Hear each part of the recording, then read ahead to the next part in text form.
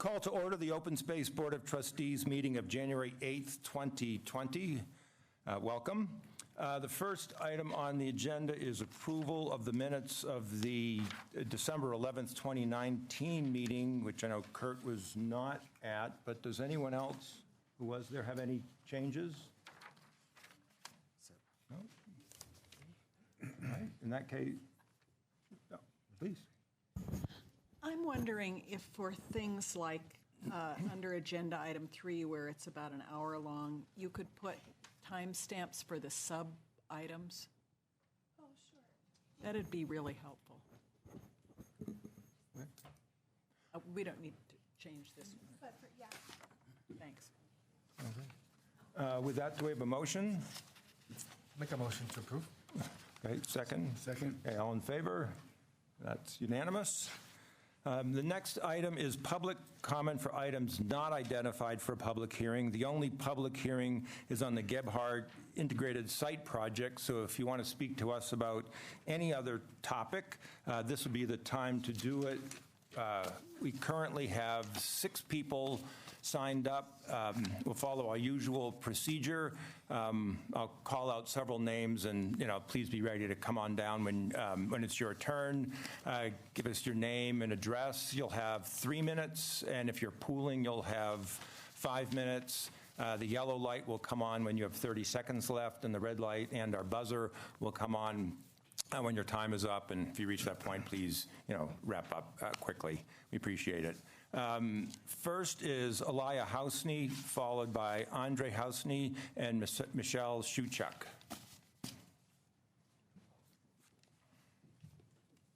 Hi, I'm Elias Hausney, and I made this presentation for you.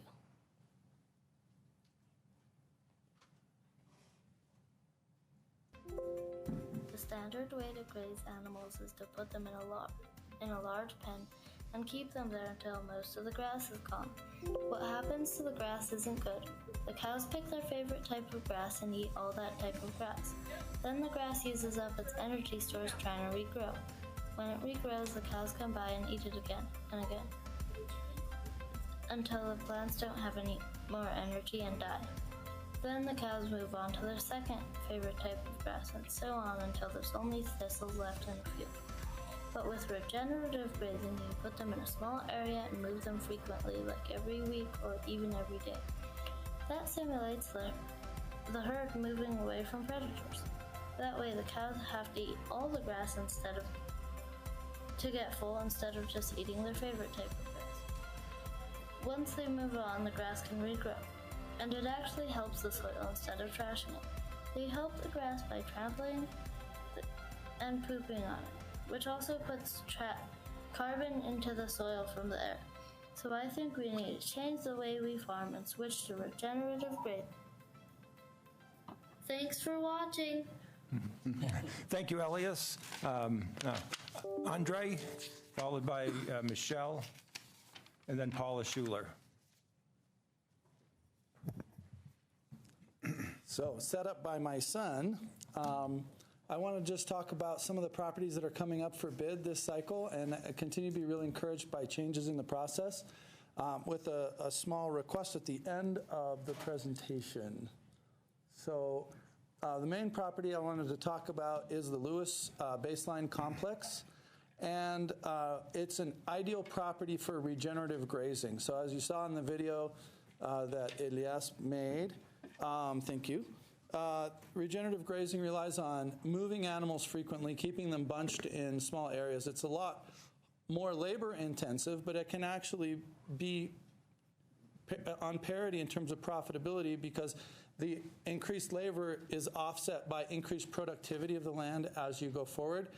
And then it's also offset by carbon sequestration and other ecosystem benefits that accrue. And so hopefully in the future, as carbon trading schemes kind of take hold, that might help tip the balance for regenerative grazing. So the goals of regenerative grazing, the way we do it, is carbon sequestration as we increase soil fertility by moving the animals across the field.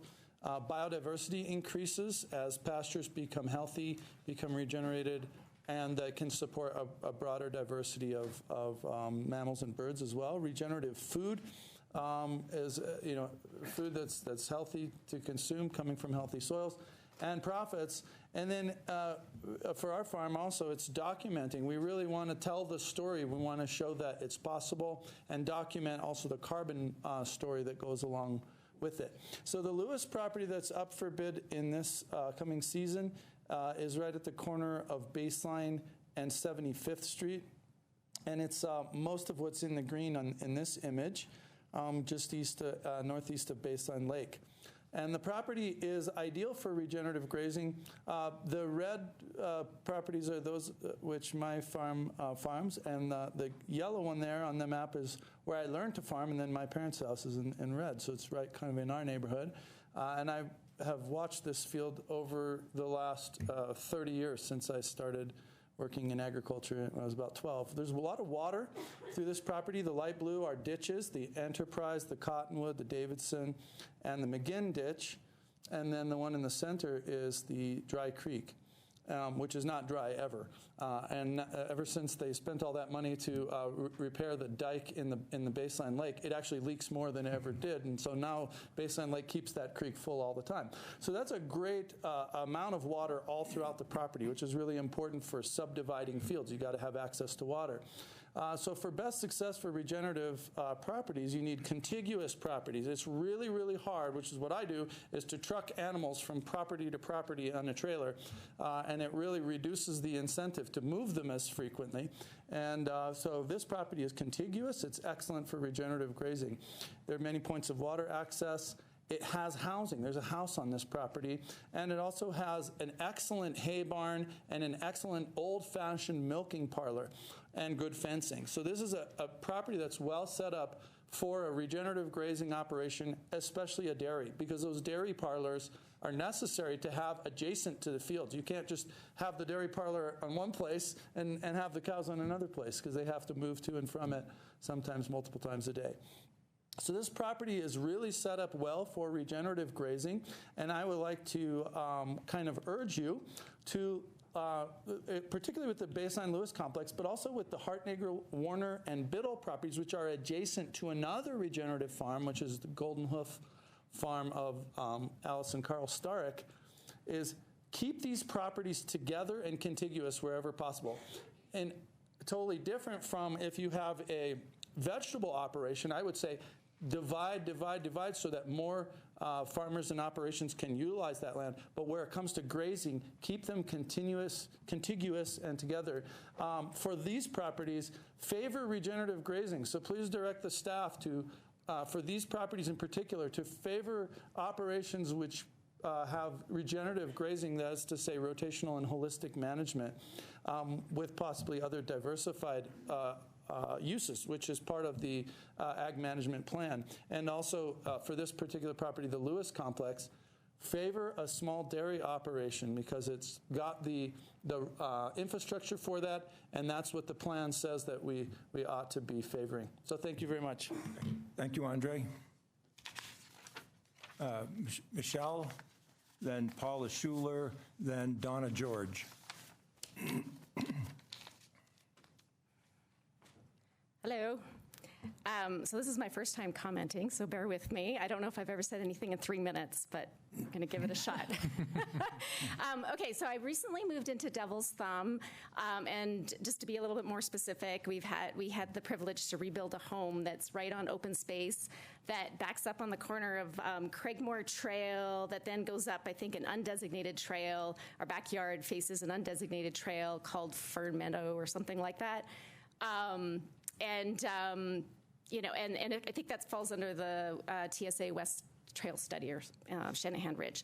And I guess I'm here today because we've been in the house about 6 months, and on 4 different occasions, we've witnessed dogs chasing wildlife. And I didn't know anything about this, and I just recently learned that we actually have laws against dogs chasing wildlife. So on 3 occasions, they were chasing deer. And then the last one, which was just 2 days ago, which was really sad, there was a coyote, and my daughter and I watched this coyote come down, and we had to look at it a number of times because it was so mangy and starving, and it didn't even look like a coyote, but we knew it was a coyote. And then about 20 minutes later, we saw a dog chase it across the meadow, probably at least a mile, or half a mile. I don't know, something like that. So then that got me thinking. I'm like, hey, maybe I should call someone. So I called Open Space, and they dispatched me through to an officer. And I learned a little bit more about the laws against this. And I thought, well, is this what's 4 times? 4 times in 6-7 months? That's probably not that much. But then I went back to our logs of keeping track of wildlife.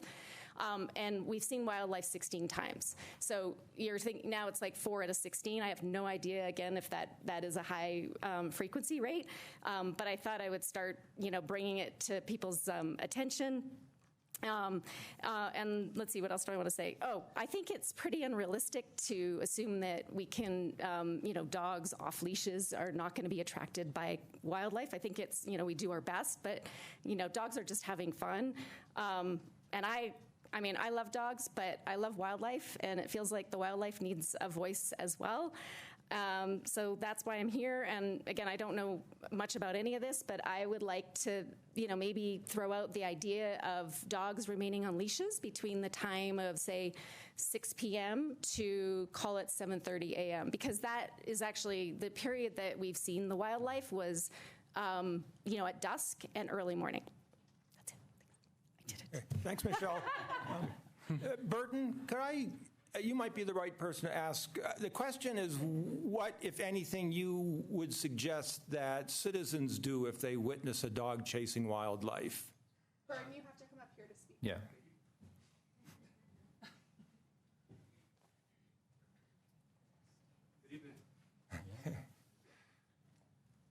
Best thing to do is to notify rangers. You can do that a couple of different ways. Quickest way is through Boulder Dispatch. So call the 303-441-3333 number, and that way rangers that are in the area can respond to it. Is it worth trying to recognizing the situation may be fleeting, is it worth trying to document, what's going on, the camera? So when we get a lot of different complaints in an area, we will sometimes do that.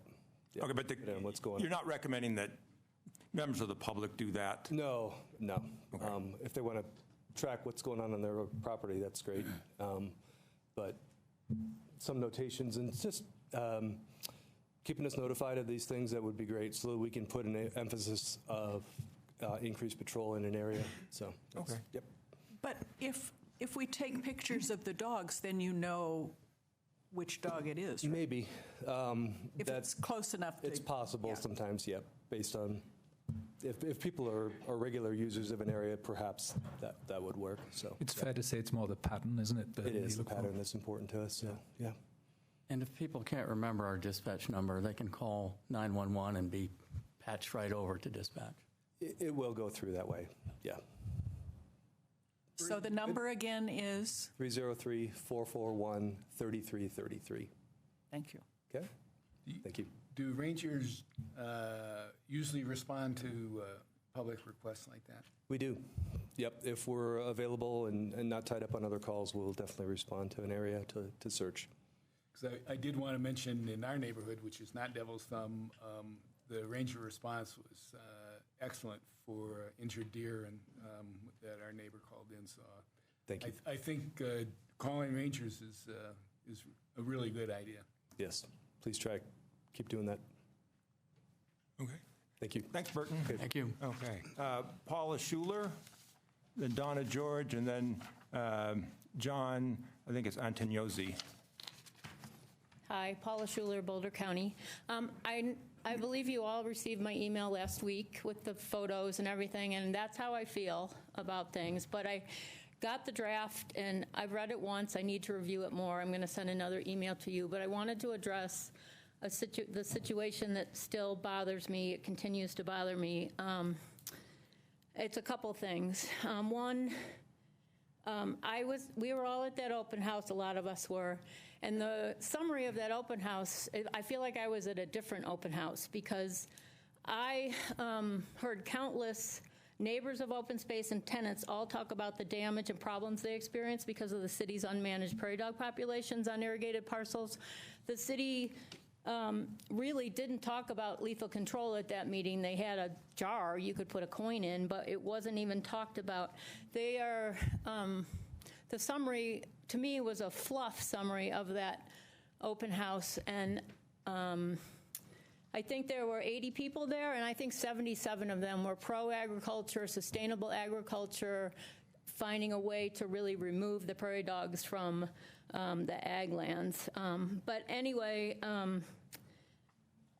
the talking points that open space describes is not what the majority of the citizens who took time to show up at the open house talked about. I also found it really rude and disrespectful that the moderator got up and said we will not be dealing with neighbor issues at this open house. I had written that email the week before talking about how they were ignoring neighbor issues in all the materials.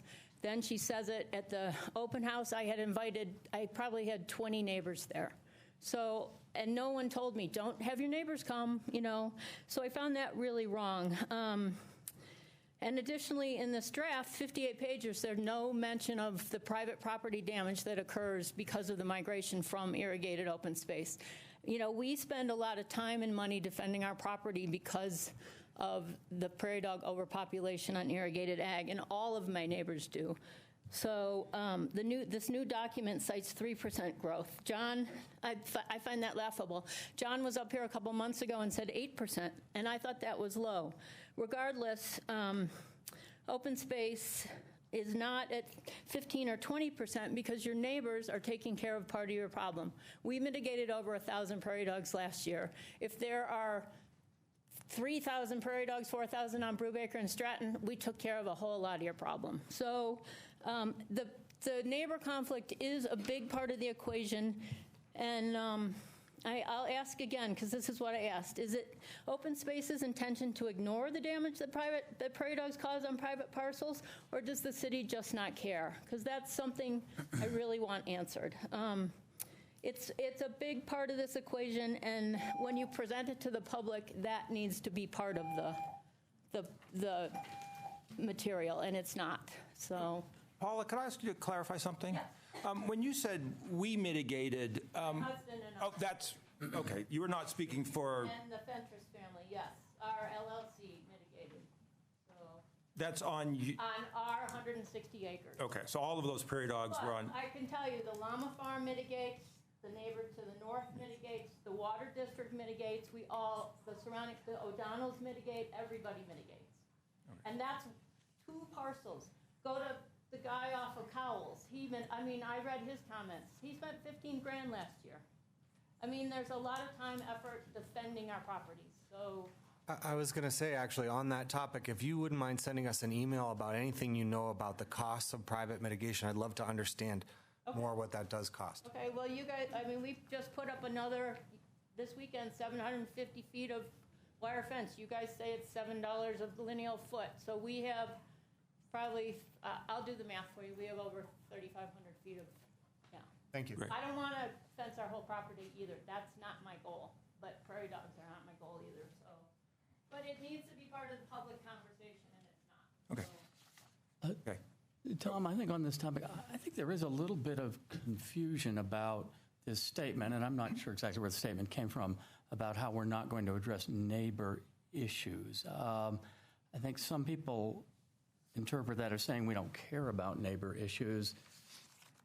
I don't think that's what was intended. I don't know if anyone can speak more clearly to what the intent was. I mean, perhaps it was meant that we're not going to be looking to control prairie dogs on neighboring property or something like that. But I don't know, John, do you have a sense of that?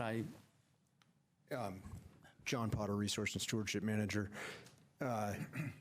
So the issue with neighbors was addressed in the Prairie Dog Working Group recommendations, which were accepted by you and council.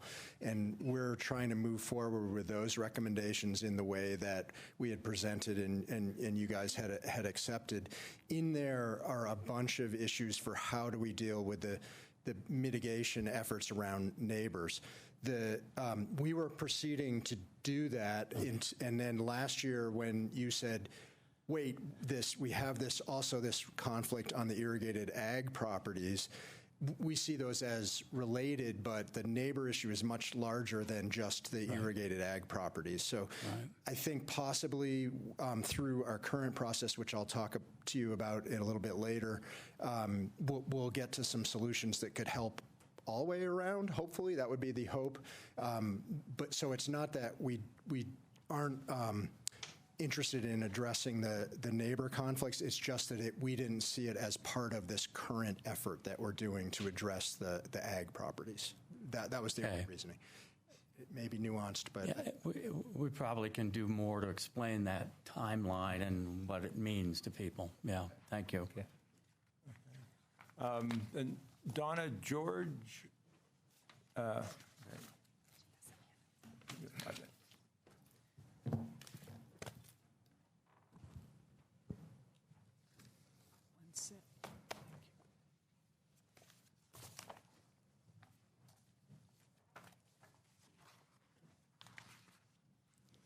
Hi, my name is Donna George. I live at 4661 Tally Hill Court. I'm here to talk about the Gun Barrel Hill ISP, and part of it I wanted to talk about is the community outreach. I went to the first meeting, which was very convenient. It was at Heatherwood School. And at that meeting, they just kind of said, well, we just want to hear from the citizens on what they want for the area. They didn't have any plan. I couldn't make the June meeting, and it was like 5 or 6 months later before they had a second meeting in June in the summertime. And I guess at that point they gave 2 possible plans. And then I was waiting to hear when the next meeting was going to be.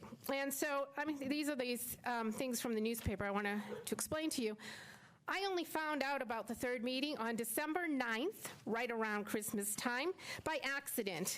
I got an email saying, field notes, share input on the Wonderland Lake ISP in December. Now, I am kind of interested in the Wonderland Lake, so I happened to look down.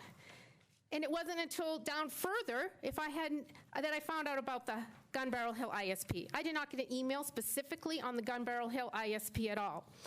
Also, our community newspaper, Left-Hand Carrier, on that December 4th, which would have been the article to go through, there was a thing from City of Boulder Open Space about Raptor volunteers needing, but nothing about the December 9th meeting about important changes on an open space area in our area.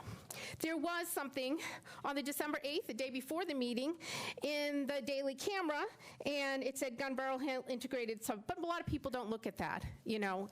So there's supposed to be really good outreach to the citizens. Now, the December 9th meeting, they actually came with a preferred alternative. They had 2 alternatives that came with a preferred alternative. So then on just around 12/19, right before Christmas, I get another email. Field notes, celebrate the holidays with winter hikes. Normally, I wouldn't even look at this. You go all the way down, and there's something about share input on Gun Barrel Hill area. There was not a specific email about Gun Barrel Hill ISP. Also, natural selections. I got this the next day. Gun Barrel Hill grassland. Well, normally that's about going for a hike. I normally wouldn't have looked at it, but I happened to look at it, and there was share input on Gun Barrel Hill. Not only that, this is the very busy time of the year. Everyone's busy. And they had a deadline for input for January 1st. I was astounded. So I think that you have to go back and you have to get more citizen input before you go and have a vote on what's happening at Gun Barrel Hill. The other thing I want to mention is I'm actually pretty okay with most of the changes, but I do have a real concern, and here's my concern. It's about the biking. On this thing, it says proposed management action. It says provide approximately 2.6 miles bicycle commuting opportunities to connect to regional trails. Not bicycling, not hiking, not horseback riding, and all the others. Now, I walked to work before when I was young and didn't have a car. I read a book where somebody rode their horse to work, but only on the bicycle thing. So I am very highly suspicious that this whole thing is about connecting these trails for a commuter biking trail, and that was not discussed at all to the citizens during this time. It was all about the grasshopper sparrows and all about, closing undesignated trails. And also, when I was there, and it looked like actually maybe a staff member wrote a note here because they had these specific arrows, it said, consider option to designate internal UDT, which I guess is undesignated trail, and decommission road section. So what does decommission road section mean? Does that mean they're going to take those trails out of open space and put them in transportation? Because the other information that I sent you is that since they're trying to get people to bike to work more, they're trying to get the trails to be able to do that. But none of this was discussed to the people during that time.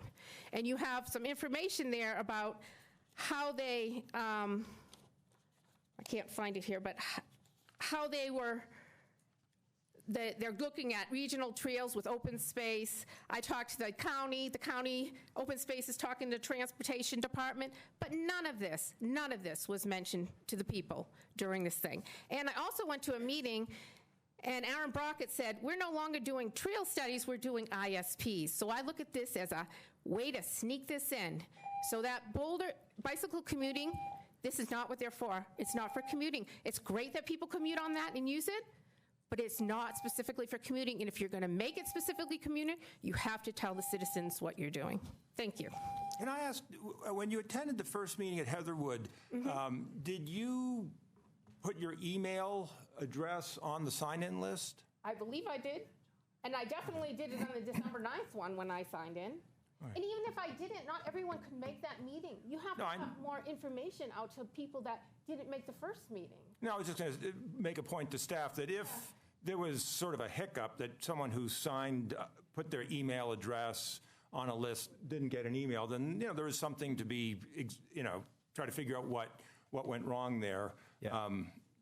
I wouldn't speculate. That was all, and just for the public at large who may want to know where we stand on this. So at next month's meeting on, it'll be actually February 13th, not the 12th. February 13th, we will be taking up the Gun Barrel Hill ISP.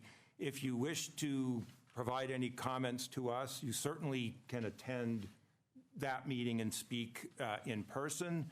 We always read any emails that you send at any time that's convenient to you to offer whatever you wish about the preferred alternative at the Gun Barrel Hill area. Tom, I wonder if it's the case that if you sign up at Gebhardt or Gun Barrel, you get put on an ISP list, and we'd be Alison Eklund could follow up to just check if there was any mistake that was made in regard to the email address, and any suggestions you have in improving communication, we're always open to that. And Mark, wouldn't it sometimes be the case that you might get an email and the first thing in the email is going to be Gebhardt, right? But it will also have stuff about other ISPs if you're on the list. So potentially, Right, but if you've signed up for the Gun Barrel, it should say Gun Barrel Hill ISP update, put in your information. Like I said, I sent in these things. Gun Barrel Hill grassland, come for a winter hike. It was nothing about, and there was nothing on Nextdoor. I asked people if they heard on Nextdoor. I mean, it was not. And to have a January 1st deadline, you find out December 19th, during a very busy time to have January 1st, they took a whole year to get to that. We got the point. Okay. Thank you. Okay, thank you. And last is John, maybe Antoniazzi. Antonoli. All right, my hand. That's Nell? Okay. Yeah. All right, no worries. Not you, it's me. Well, first, I want to thank you guys. The first time I've been here. Oh, and he gets your pooling time? No, yeah. Okay. We're good? Yeah. All right, awesome. Sorry. Yeah. No, this is great. My first time here. Thank you guys for letting me take the time. So I came tonight to talk about an overarching thing. I really came with an offer to help you accomplish your 2019 goal, and that is to combat climate change. I read through your master plan. Absolutely loved it. Some really actually brilliant writing in it. And a couple things stood out to me. First, as I mentioned, I want to help. And how can I help? Like a lot of people, I'm concerned about the earth, Boulder, our climate around us. And as a chef and farmer, exploring ways to kind of make a difference. Not many of us can do something. We can all vote with our fork every day when we eat something, but what can we really do? Well, this is why I came to this meeting. I look at an area like the Lewis property because of one major thing. We talk about food, and we know the relationship with food and the climate. What we don't talk about enough when we have this conversation is it starts like this. I care about what I eat, and I care about the environment. Fantastic. This is where our food comes from, and this is what's in it. What we are not discussing enough is food waste. And I'm not talking just about the 40% in our country that goes straight from fields into the landfill. So our discussion about methane shouldn't be about cows. It should be about food rotting in landfills, which produces methane. By the way, the difference between both those two things, methane and just CO2 being released in the air, oxygen. This is the most brilliant part. All that food that's going to landfills right now, producing methane could be changed. And how do we do that? Properties like the Lewis property. First things, we already talked about rotational grazing and the impact on the environment, how it sequesters CO2. Second part of this is creating really what food production should be again today, which is going back to a balanced ecosystem and farm. And by this I mean, we have 1,000 cows over here and we have 1,000 acres of wheat over here. Problem is, this farmer over here wants to get rid of a bunch of cow manure. It's going to produce methane. This guy over here needs nitrogen for his soil. So what does he do? This guy over here, first thing he does is he puts glyphosate in the soil to kill everything. Then he plants seed for his cows, right? So we've already got Roundup in the soil. We've already got something for cows to graze on, which is not really good for them. You keep going down the road, right? Now we have a field over here. This manure should be over here. In a real, true, sustainable farm, something like what the Lewis property could be, we can bring back that balance of nature. At one time, that was buffalo being chased by wolves, and that's how they rotationally grazed. It's not us today. To think we're going to go back to that is a very short-sighted way of looking at it. We're not going to create an ecosystem that once was, because we weren't there. What we're doing is to create that ecosystem with us in it. Basically recreate a new balance to nature. Through things like the Lewis property, how can we do that? Number one, we can take food waste from the community. We can do things like vermiculture. Vermiculture brings oxygen and beneficial bacteria. We can create enough compost from the food waste in Boulder to provide organic matter for every garden in the city, just by taking that food waste right now. So number one, that means less chemicals to the soil. That alone is one step into it. That's an example, not just to the city of Boulder, of what we can do with food waste. It's to the grocery stores and everywhere around. Second one, I know a lot of other chefs around here that want access to good ingredients. Do you want really good pork? Guess what? You don't get it by a building in the middle of Iowa that pumps ammonia out because the concentration of stench is so high. If you want, instead of using glyphosate to ruin that soil before you plant your first crop of alfalfa, let pigs go on it. And guess what pigs do? Pigs eat food waste. We could start a program using what we're doing is we're saving methane from a landfill. We're making better food for people to eat, and we're actually increasing the benefit for the environment. These are things that places like the Lewis property can do. If you want to understand more about them, please talk to Andre Husney, talk to myself. I'd love to discuss this further. Thank you, guys. Thank you. Thank you, John. Susan Summers.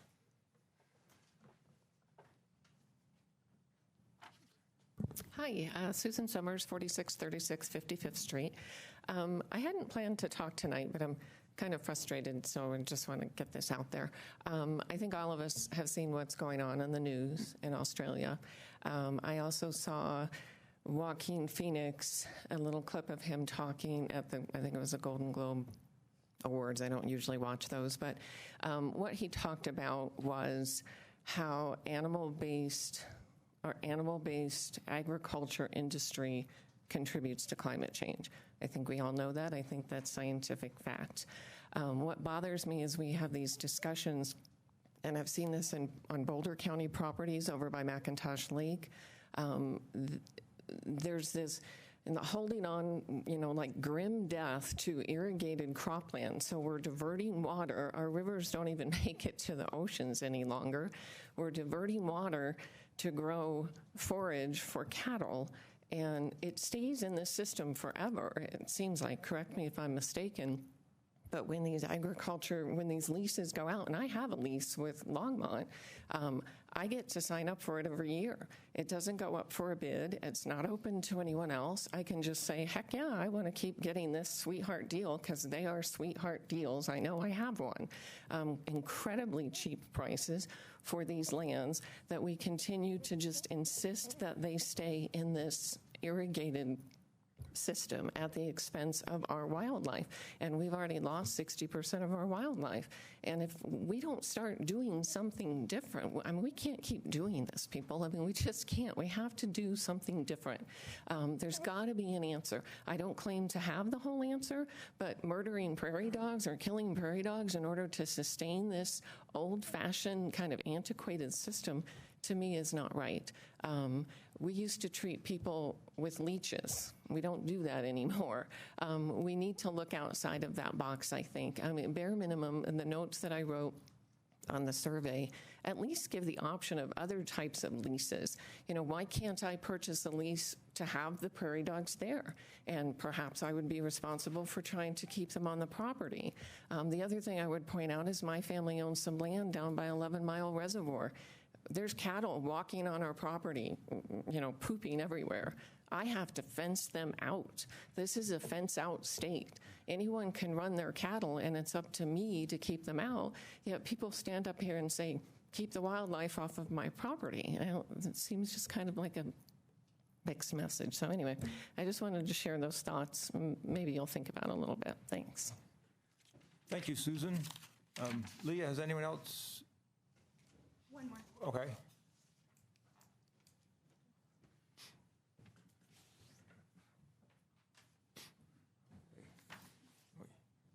Well, Pam?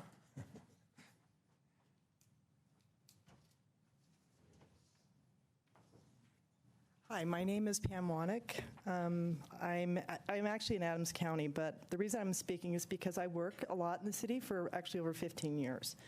And I work on all kinds of projects involving prairie dogs and non-lethal control.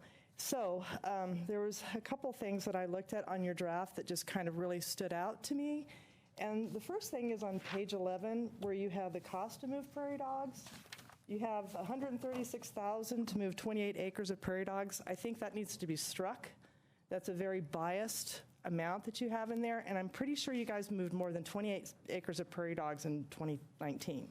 So I just think that putting that kind of figure out there, people look at that like, wow, that's a lot of money. And as a relocator, yeah, that is a lot of money. So I don't know who's charging you that for that amount of prairie dogs, but I just think that needs to be removed. It's very biased.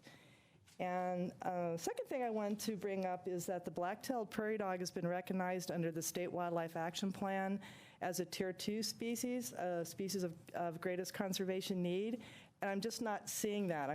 What I'm reading through a lot of these documents is that I am seeing that you are supporting that prairie dogs do have an ecological function, but I'm seeing this as a very pest-biased document. And so that concerns me. So I would like to see that as well, that the State Wildlife Action Plan is the most critical document in the state of Colorado. In fact, I'm going statewide to have all local governments adopt that plan because these are the animals that are on critical path right now. We need to protect them. So, that's it. Thank you for your time.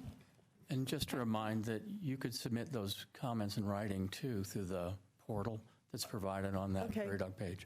Okay, thank you. Pam, excuse me, can you say Sorry. Can you say again where the reference to cost was that you're? It's on page 11 of the draft agenda item, and it's kind of, I don't have it in front of me. A partner of mine, I was looking at hers. It was like about the second item down, and it says prairie dogs are costly. It was $136,000 to move 28 acres of prairie dogs. I'm like, wow, that's a lot of money. Yeah. I think just need to be fair. That's what that contractor charged, because that's what that contractor charged for whatever reason, given the amount of circumstances. But to say that is a guideline that everybody should be looking at in the public is very alarming, actually. It's very expensive. Is that okay? Thank you. Okay, thank you. Okay. So, do we have? We're done. Okay, then we'll close public comment. And John, I just wanted to ask you, what is the schedule for the decision on leasing the Lewis property that Andre and others were speaking about? John Potter, Resource and Stewardship Manager. The schedule, the timing on those is being developed, and if it hasn't been put out today, I expect sometime this week, the actual dates on when that will happen, but it will be over the course of the next month and a half or so. Okay, great. Thanks, John. So, Mark, matters from the department? Yes, thank you, Tom. You can probably guess Dan isn't here tonight. His flight's been delayed, so I'm standing in for Dan tonight.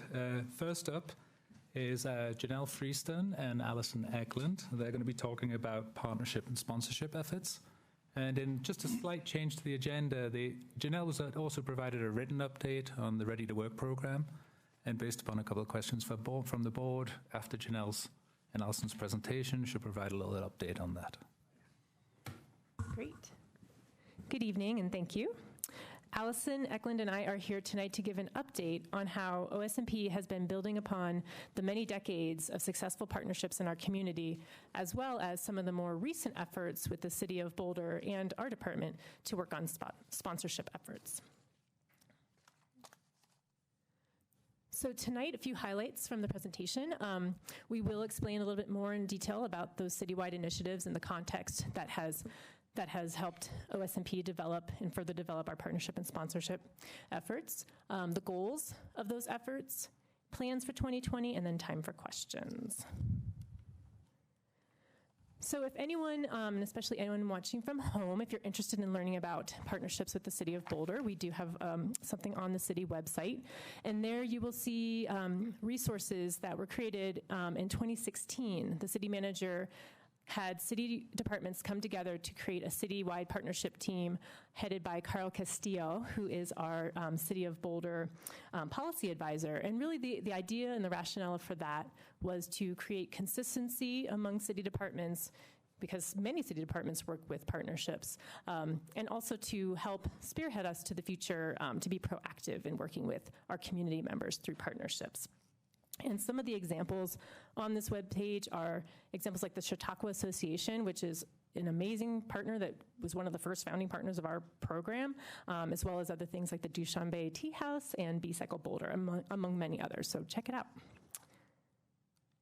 And so this citywide approach started again in 2016, and staff would meet quarterly, again, to kind of share examples, best practices, really to get stuff documented and to serve as a way to support staff working with partners.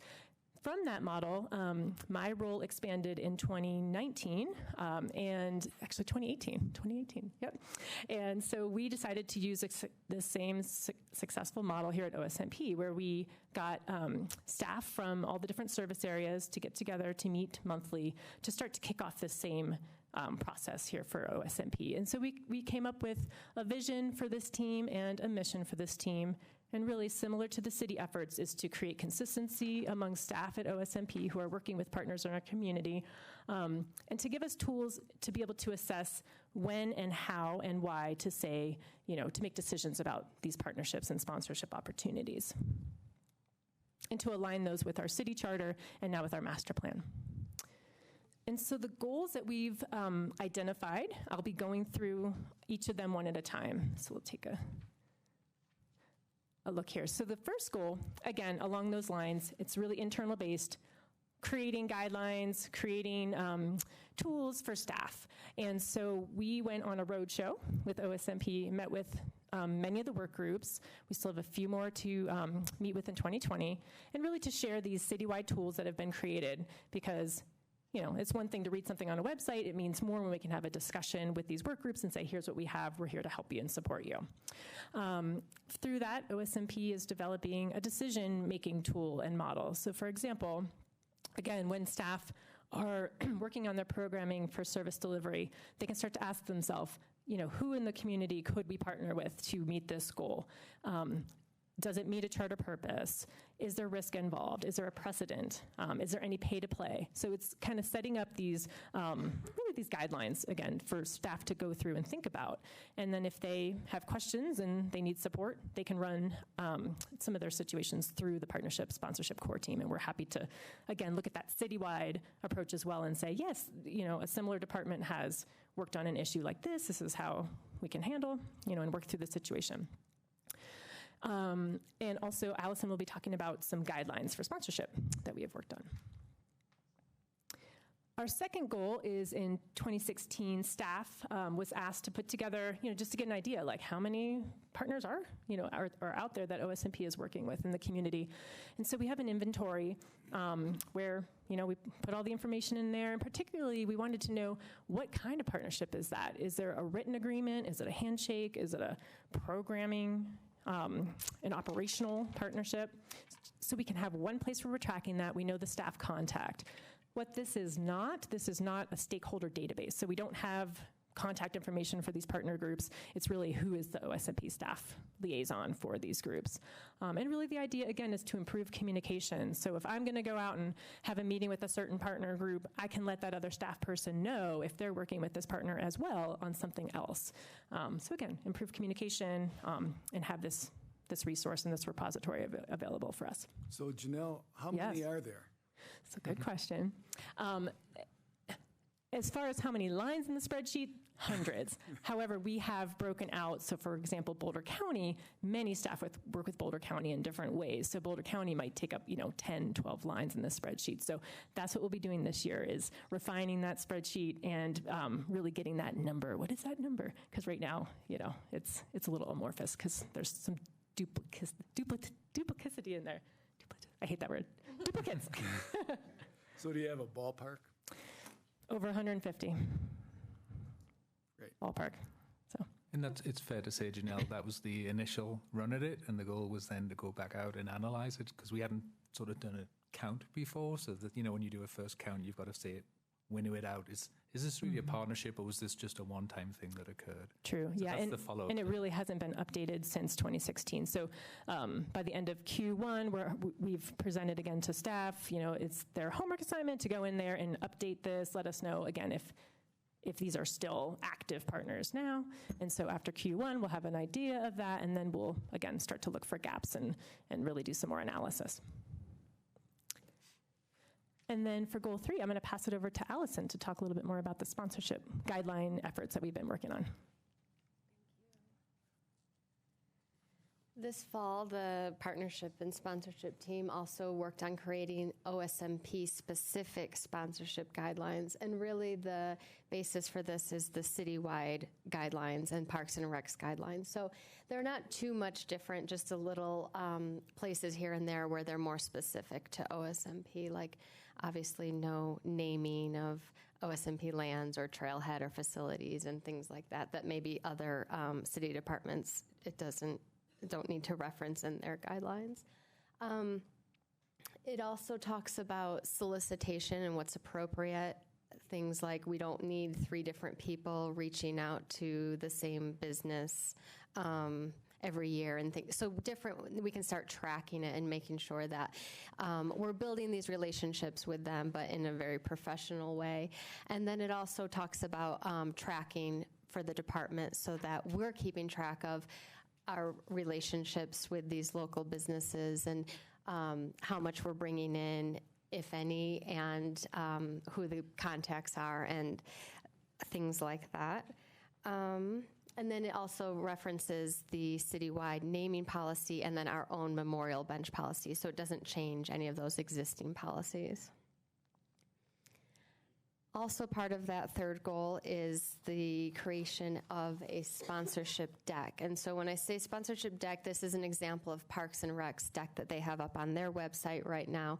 And it's a list of things that they could use additional outside funding for the year. And they kind of have it easy because they have a lot of events, so it's an easy thing to sponsor. But since we don't do events, we'll be a lot smaller, and we'll start maybe with 3 or 4 things for the year and see what sort of interest there is. The reason we're doing this is because we already have a lot of requests coming in, and it's usually through businesses that we already have relationships with, and we really want to make this fair and transparent. And so we want to put it up to the public at large, so that if anyone else was interested in contributing and partnering with us, that everybody has an equal chance to see what our needs might be for the year. So that's the reason of putting something like this up on the website in advance. And it's all items that are in the work plan, and we just might need additional outside funding to expand or enhance. It doesn't mean that things would be canceled or people wouldn't be doing what they have in the plan. It's just a way to enhance it if there was additional funding. And a good example of something that will go in ours is compostable dog waste bags. So I know other cities have those completely sponsored, so they're not buying them to fill their stations. So that's an example of the type of things that we're talking about when we say we're going to start small with a small list and see what sort of interest we get. So Allison, can I ask you a quick question? Yeah. So I don't understand what a sponsorship deck is, but the Parks and Recreation model, is that what you're referring to there? Yeah. Or So you can also just think of it just as a list, really. So this is Parks and Recs. So it's just their events for the year, and then if anyone's interested in sponsoring those are like their offerings. So ours, like I was saying, is since we don't do events, it wouldn't look like this, but it would just be a list of maybe 3 or 4 things that if a local business or something was interested, because we already hear that from the community. People will come back in from something and say, they asked if they could, give jackets to something or donate yoga mats. And right now there's just no guidance for staff on when to say yes and when to say no.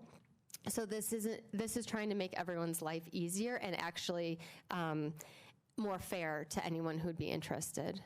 So I missed the transition from, I think Janelle started talking about partnerships, and I think you're talking about sponsorships. Is that correct? Yes. And I think I'm now understanding that decks mean opportunities for sponsorship. Yes. Okay. Thank you. Thank you. And that's another thing that we're having, that's helpful from creating this team, is then we have definitions of sponsorship, partnership, et cetera. Yeah, I would strongly encourage you not to use fancy new words, but use plain English that sort of describes what you're talking about. It would certainly help me. Great, thank you, thank you. Yeah, so again, this OSMP team is modeling and emulating the citywide team that's working on partnership and sponsorship models and ideas, and how can we, be consistent and innovative. So thank you. So that's our third goal from the team. And then the fourth goal is to identify gaps and future opportunities for partnerships and sponsorships. And again, that goes it's tied back to the inventory. Our community is growing. There's other groups out there. Maybe we're working with certain groups and we're forgetting about others. Or maybe there's, again, with creating best practices, are we meeting with our partners? Are we communicating with them throughout the year? Are we getting feedback from them on what it's like to partner with OSMP? Again, just creating those guidelines and that consistency so that we can be the best partners we can be in the community. And so our plans for 2020, so it's going to be continue to progress on those 4 goals. We'll continue to meet as a core team for OSMP. We'll continue to meet with our citywide team. And then in addition to that, we do have, as you know, some of our partnerships do have those written agreements, many in the form of MOUs, Memorandums of Understanding, and some of those are ready for renewal in 2021. So we're going to want to start looking at those this year so that we're ahead of the curve. And that would mean, meeting with those partners, going through the MOUs, seeing if there's any changes to them, and then putting them forward through City Attorney's Office for renewal. And then in next month, we're going to have a master plan kickoff event, not kickoff, celebration, and we're going to be inviting some of our partners, and we're hoping to kick off some of our partnership sponsorship initiatives there, just to explain. And again, thinking of the ways that our community can get involved with OSMP. They can volunteer, they can come to public meetings, they can be, stewards of the land on their own individual right, and then through partnerships and sponsorships, that's another tangible way that people could be involved with OSMP. They could donate. So, and with that, happy to answer any questions. Can I ask, how often does it occur that someone either wants to sponsor something or wants to partner with us and we decline that offer? I'm trying to understand whether that is part of the problem you're trying to solve here, is that we're getting some unhelpful requests, or is it more about just embracing the helpful ones? Right. Well, I'd say what it is it's, again, creating that transparency with the community and with us so that every staff person can have the tools to be able to say, like, we can entertain your request, or we can't, and here's why. So, yeah, and we have gotten a few this year that we have said no to. Mm-hmm. Do you want to add to that? Janelle, I have a couple of questions. So MOUs, are you bringing the MOUs to the board for consideration? So typically the MOU is something that we work with a partner that will go through, like, city manager's signature. I don't believe there's been we've said, hey, we're working on this MOU. Like a good example would be BOSC. Right. So technically the board isn't like approving it or doing an action on it. It gets to see the MOU, provide comment, but it's the city manager who's ultimately signing off on it. So you don't expect that the board will be reviewing any MOUs? It's a good question. If the board was interested in looking at the MOUs as they came forward, it's not like there's no transparency. I think, as we work with the FCC, et cetera, like that, it would be. BOSC is the example, I guess. Exactly. So that's what kind of Right. confusing. That's a good point, Dave. And the reason we brought particularly BOSC to the board is because it was a new partnership, a new model of its kind where, they are, they're going to be fundraising for us. They're going to be, doing something that our other MOUs weren't doing. Our other MOUs in general are addressing maintenance issues or like thinking of like the Boulder Star with the Boulder Chamber, they manage the Boulder Star, it's on our land. So those MOUs are, the other ones we have are pretty specific, or with the FCC, it's the bolted climbing routes. So it's a group that's taking a maintenance issue for OSMP. And there is an intent to start, we've been, and this is part of this, as you know, beginning in, especially last year, but in the last 2 years, we kind of initially, as you can imagine, back in the day, had a folder full of MOUs. What we're seeing is how do we improve this process, make it more transparent, help decision making? So part of it is to say, yes, annually we can do a partnership update, which includes all the MOUs we might have been working on during that year for the board to see. Yeah, I think that would be great. The other suggestion I would offer is that as you're developing the guidelines, you might want to indicate what possible MOUs might be board considered or of interest to the board required, so that there's some guidance, not that they all have to be board items, some but criteria. what might be board consideration. Great, thank you. Thank you. The other thing I was going to say is on the inventory, is there a budget or financial line so that there's a way to indicate kind of the funding situation, either how much the department has to contribute or kind of what the funding arrangement is for those partners or sponsors? As of now, that hasn't been a part of the inventory. I think from my perspective, that would be very helpful to have that information. So again, especially the board has some sense of, okay, what is it that we're looking at financially as far as the department's contribution, or what other contributions are coming from the partner or sponsor. So just to be clear, you're looking for both sides, right? So incoming and outgoing partners. Right. Okay. And that would be helpful, I think. And it is a good point, Dave, is some of the less formal partnerships, which are more just, as Janelle talked about, sometimes a handshake based upon a discussion with someone. As we get more formal, this is the new city guidance that emerged that said, let's start to formalize what the goals are on both sides and then the joint goals. And then it's also kind of, you're getting to the consumptive side, but what's also the non-consumptive benefits? It isn't like a financial transaction, but there's benefits that are occurring that we can also describe. So that's what we're trying to get better at and improve. So it is, again, more transparent. So I think, yes, definitely moving towards that as we develop this one. Because I think it is worth noting, what the department's contribution is, both either funding or staff-wise, because it's never free, and so it's good to know kind of what those arrangements are. Right. Thank you. I'd love to follow up on that too.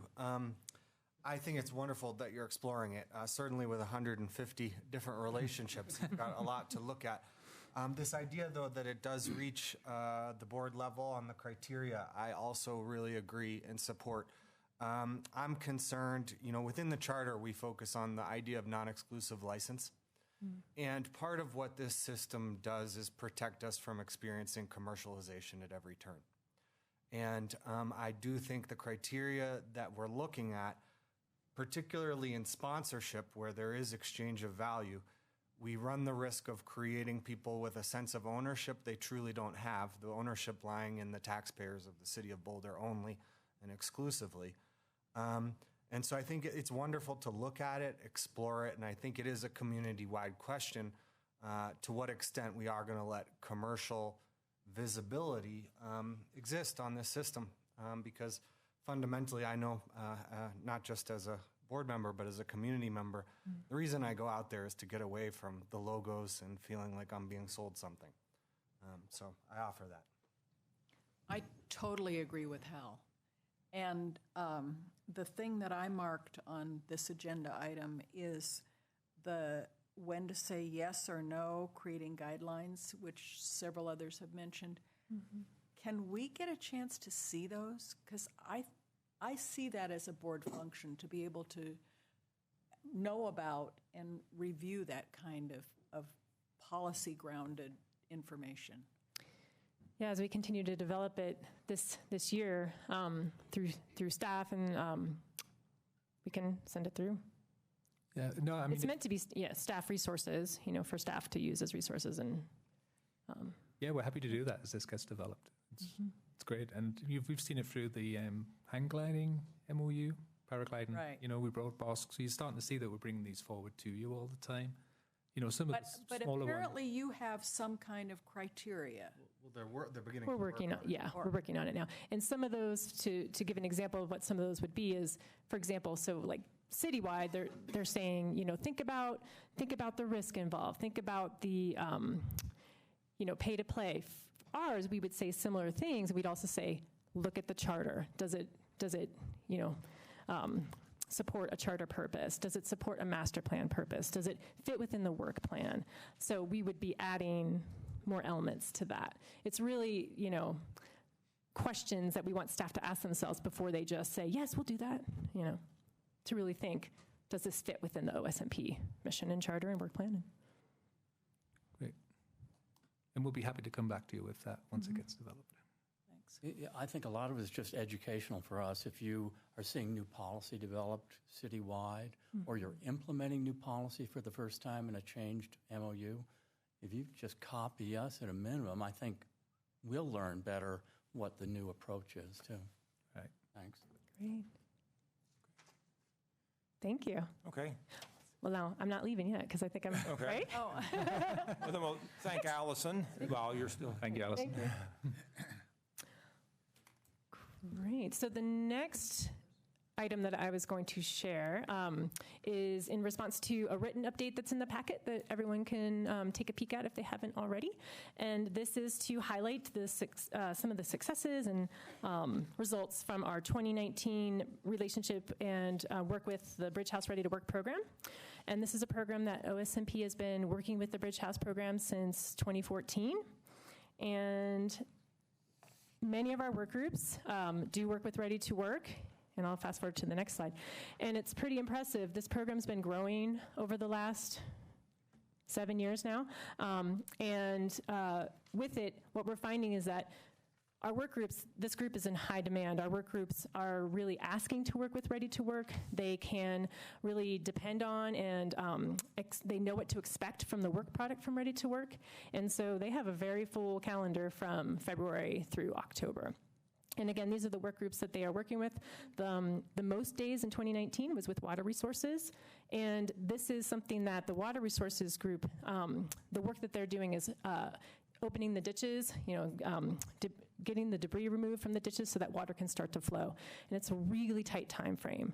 And in the spring, as we know, we get really strong wind days, we get bad weather days, and these crews are out there. Of course, safety is number one concern, so if the weather is terrible, we're not going to have them out there. But they're doing really hard work day in and day out to get that water running for our farmers, as well as our vegetation management group. You can see agriculture, trailheads, forestry, and then also some work with trails, rangers, and wildlife. So every year we found that this program has grown in success and grown in demand, and we're just really proud to be able to share that with you tonight. Let's see. Here's again, looking at some of the metrics that they helped with OSMP. Again, the numbers speak for themselves, but this is work that is really, really needed, and they get a lot done in the days that they work. And I should say these are just for the Ready to Work full crew. That Ready to Work light crew that is outlined in the memo as well. We just didn't get to pull all of the information together into one for this slide. But they're also doing things. Their work is more geared towards those lighter tasks, so more like the trailheads, picking up litter. And actually, some of the trash removed was probably from some of their work. But again, impressive numbers there with Ready to Work. And we've been receiving a lot, again, of feedback from the work groups that they appreciate this relationship with Ready to Work. We do have some days where we invite volunteers to work alongside them because we figure we're out there anyway, we're working on a project, let's get the community involved as well. And we're looking forward to working with them in 2020. And so I'm happy to answer any questions in regards to this or anything that was in the written memo. I have one.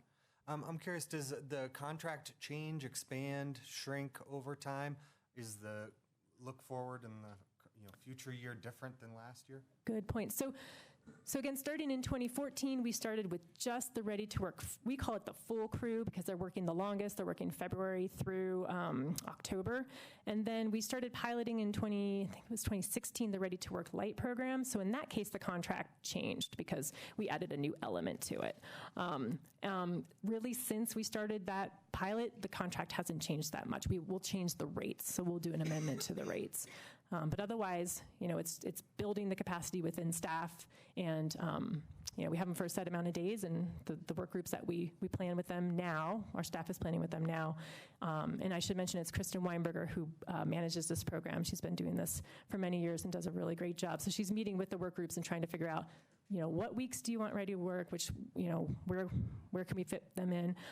And then actually Parks and Rec, they share the Ready to Work light crew with us. So we get them 1 week, they get them 1 week. And the Ready to Work light crew is also only 2 days a week. So there's coordination there, and we have, shared calendars and everything to do that. So did I answer your question? Yes. Okay, thank you. Janelle, you provided the board some additional information on funding and staffing today. Can you run through that real quickly, please? Sure, thank you. So in 2019, the cost of the contract was $113,342.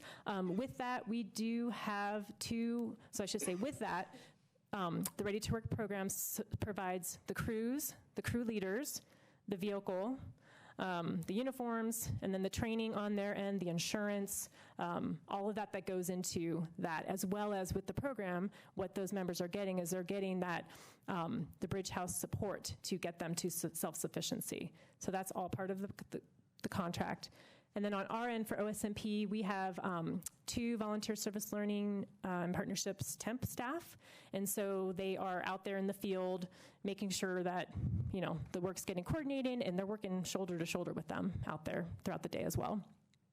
And then the field experts from water resources, ag, ideally they're out there as well to be able to really set the parameters of the project.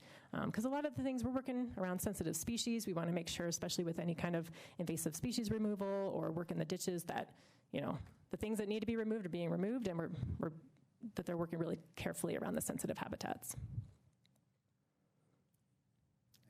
Mm-hmm. And I gather that the ready-to-work people select the employees. The OSMP is not involved with selecting the participants. Is that right? Correct. That is correct. And because of our long-standing relationship with Bridge House, so this crew for Ready to Work is one that they're sending members to us that are excelling in the Ready to Work program. So this is a this is a coveted job. This is a coveted role to work with the OSMP program. And so Bridge House has really helped, both of us together has helped cultivate that. Just on this pie chart, if I counted all those numbers up, those are percentages or those are days worked? Those are days worked, correct. Okay, so that won't add up to 100, and correct. That represents the total days of crew engagement. Correct, and you'll see, and then it also counts the weather cancellation days, or maybe we have to cancel on our end if a project isn't ready. So so it will not equal 100%. Thank you for saying that. Yeah, what does it add up to? Do we know? I can find out for you. Yeah, to find out the total number of days that they've worked. February to October. February to October. Yeah, February to the end of October. But again, there were some weather cancellation days there. Yeah. And I will say too, our staff every year they continue to advance this program, and so in the last couple years, because the goal is when folks graduate from this program, they'll go out and get a job, and hopefully in water, in land resources. And what we've been doing is giving certificates. So once they've completed so much work, and some of them really, skills with equipment. They've worked so many hours with a brush saw, or they've worked so many hours on trails, or so many hours with IPM. We give them a certificate that we make at OSMP, and they sign, and we sign. And, that gives them so much pride that then they can take into their job interviews, share with their future employers, and say, look what I've accomplished here. So it's really been gratifying to see the progression. And they're paid hourly? Correct. And is it minimum wage or? I'll have to get back to you on that, because the rate that we get charged is they get charged a rate, and then there's also the administrative fees, so I can let you know exactly what they get paid. But it's above Colorado minimum wage for sure. Great. Okay. Thanks, Janelle. Thank you. Thank you, Janelle. So, next up we have John Potter, who will be talking about an update on the process for prairie dogs. Hello. I'm here to give you a brief update on the review process around irrigated ag lands and prairie dogs. And I'm here on behalf of our team that's been working very hard on this issue. And great thanks to Mark Gershman, Heather Swanson, Andy Pelster, Val Matheson, Allison Eklund, Phil Yates, and I'm probably forgetting somebody, but this group has really, I think, stepped up and done a great job on starting to pull this expedited review together. Also wanted to express the staff team's appreciation to Karen Holwig and Dave Kuntz, who have been helping us with process-related questions, and we really appreciate the guidance that they've been giving us. So to recap, last year, the Open Space Board of Trustees and the City Council identified that conflicts between the city's prairie dog management policy and the viability of agricultural operations was threatening us to deliver on all of the charter purposes, particularly around agriculture. And so You also identified that we had issues with soil degradation and soil loss, and so you asked us to undertake a review of this situation. Working with Karen and Dave, we developed a process that has 3 windows of engagement following the city's guidance on public engagement. And the first of these was October and November. And that was the first window of engagement, and the information regarding that is summarized in the packet that we provided you with today. We will go into much more detail on that at the study session on February 12th. Using the community input from that first engagement, staff developed and has initially evaluated a set of potential recommended actions. Those were put together in a report that looks like this and got posted up on the website and sent out through social media and emails on Monday, this Monday. And that opened the second engagement window, which started January 6th and will run through February 16th. In some of the materials, you'll see that that window was initially February 12th, but we wanted to make sure that we provided enough time for people after your study session to weigh in with any further thoughts that they might have. So we ran it through that Sunday. So that went out on Monday. Staff is seeking public feedback on this packet, on this information that's in here, and we're doing that by using the Be Heard Boulder tool, which is an online tool, which is all links to that have also been sent out in all the social media and the emails and all that, and it's also up on the website. We're also planning to hold 2 open office hours, one of them on Monday, January 27th from 5 to 7 p.m., and the other Tuesday, February 4th from 2 to 4 p.m. at the OSMP office at 2520 55th Street. And those open office hours will be for assistance with the Be Heard Boulder online tool. Input that we receive through February 4th during that period, we'll be able to summarize and provide for the Open Space Board at the study session on February 12th. So with regards to the process, there will be a public comment opportunity on February 12th when we have the study session. And, oh, by the way, we are recommending that we split out the study session from the regular meeting, and I think, Tom, you alluded to this a little bit earlier, and maybe we'll go into that later when we talk about upcoming public meetings. But the idea there was we could dedicate all of the evening of the 12th pretty much to the Prairie Dog study session, really get into the detail there then. And then I guess we would do everything else from the regular business meeting on the 13th, the next night. But right, and just to elaborate on that, so on the 12th, that will be a regularly noticed, second Wednesday of the month meeting. It will include a study session, and there's no public comment during the study session, but before we break into the study session, there'll be the usual opportunity for public comment on anything, which would certainly include anyone who wants to speak to us in advance of the study session on Prairie Dog. So if you want to say something that you want us to be thinking and talking about during our study session, that's a good window to do it. The next night, February 13th, we'll also have a board meeting, which will also have public comment. So if you want to speak sort of retrospectively to something you heard at the study session, that's an opportunity to do that. And then just to remind everyone that the email windows that John is describing are for emails that sort of get formally sort of tabulated by staff and put into, sort of compiled in a more formal way. You're always free on any subject to email the board whenever you want to. And so if something occurs to you outside of that window or you want to separately email us, you're always welcome to do that. Thanks a lot, Tom. Yeah, I appreciate that. So at the study session then on the 12th, our plan would be to discuss the results of the first engagement window and how we looked at that and considered that, and then how it related and developed and turned into the potential actions that we've now put out in this document. And then once we get, following the board's input the night of the study session, as well as input from the public in either of those public comment sessions that you described, Tom, as well as information that we get through the Be Heard Boulder online tool, we will then put that together into a recommendation that we would plan to bring to you at your March meeting, your March 11th meeting.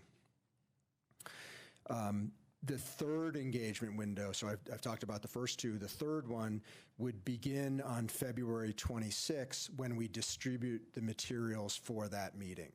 So we will do all that thinking and tweaking and put that together following the study session by February 26th, put that out ahead of your March 11th meeting, and then there will also be a public hearing at your March 11th meeting where people would again be able to comment on that recommendation that we would be putting together for that meeting. Following that, if you care to make a recommendation at that meeting, we would plan to take that in some form to council later on in April or so when we can get on their agenda. So that's all that I have for you tonight on this project, but we will have full staff support and get into all of the content and the detail and the costs and everything else around this at the full night of a full study session on this on February 12th. So thank you. Okay. Well, thanks, John. I might a couple things, and others I'm sure do as well, or perhaps do. The first is I just wanted to express my thanks to staff. I did have a chance to read carefully what was prepared, a draft and evaluation of potential actions, and we're, as always, mindful of the fact that this was an issue that was initiated by the board and supported by council. It was something that was incremental, additional to your work plan, something you had not been expecting, and it's a very heavy lift in a relatively short amount of time on a difficult and complex issue. And, whatever side one comes out on where we ultimately ought to proceed on this, I appreciate the thoroughness and professionalism of the work that you've done on this. Thank you. I just wanted to make sure I say that. We recognize that all the good parts are due to Karen and David. Well, we certainly bamboozled you. The second is I think we here, if at all possible, ought to, if there's anything that someone feels they're going to want at the study session, this would be a good time to say that, or if it occurs to you later, you can obviously email staff directly. But the one thing we obviously want to avoid is a lot of questions at the study session that were sort of unexpected, require further analysis, further work, and it's like, all right, well, now we're kind of endangering our own schedule. So let's all, either now or through separately email, make sure that well in advance of the study session, you've thought pretty carefully about any information you're going to want to have, any analyses that you need that, obviously that you haven't seen yet. And I appreciate that, Tom, and we have heard from some board members already things that they would like to see at that meeting, and any other that may occur to you, we'd very much like to hear about those. Along those lines, one I was going to suggest is to make sure, it could probably just go into the packet in advance of the 12th, would be we ought to have all of the ordinances, there may not be a lot of them, but I think there are some potentially complicated issues here of what sort of is within the scope of an existing ordinance and is just an action within an existing ordinance versus what requires changing an ordinance. And it'd be helpful, just for everybody to have, copies of all that. Great. I'll note that. And I think in addition to that, unless you meant this also, the management designations, OSMP land management designations, it's still, I've had it explained to me at least 3 times, Yep. and it still escapes me what the term, what is it called? Transition or? Transition. Yeah. We'll, yeah, it's, there's a lot I mean, behind. there's removal, I get that, and Yep. there's conservation, but in some places, in the documents that we've just read, for transition, it says we're getting rid of all prairie dogs there, and I don't think that's what transition means as a word. We'll go through those management designations in detail at the study session on February 12th and try to make sure that that's all as clear as we possibly can make it. Well, is that something, I thought in preparation for the study session, it'd be helpful for you to know that now. Well, Right. or, But I don't wanna or jump. on this sheet of lists of ordinances, a sheet with the lists of designations and what they are. Okay, great. Sure. So we can certainly include more detail, but in general, the management designations were placed on each colony based on a series of criteria. And so the difference between a transition and a removal area is not just in name, it's in the number of criteria that it met as far as level of conflict. So in general, removal areas are those areas where there was conflict with prairie dogs and other land management, which usually is agriculture, although there are a couple of exceptions to that. And we also didn't really have other values like associated species associated with the prairie dogs. In the transition areas, which is the vast majority of our irrigated agricultural areas, those conflicts with the prairie dogs exist, but we also have associated species. So something like golden eagles have been observed hunting the colony, or so there is a natural resource value of that colony that goes above and beyond just the prairie dogs themselves. But the idea of transition is to transition from prairie dogs to the other determined land management. And So I'm the, sure so I've the had that main explained to me the main multiple difference between them is that the grassland plan on the point of lethal control does not have limits on lethal control on removal areas. On transition areas, the intention was that that transition would happen through relocation or natural or plague related population declines, and then maybe minimal lethal control for remaining animals. So it has a kind of a ceiling of 20 animals for lethal control on transition. So the vision is that they would also be prairie dog free.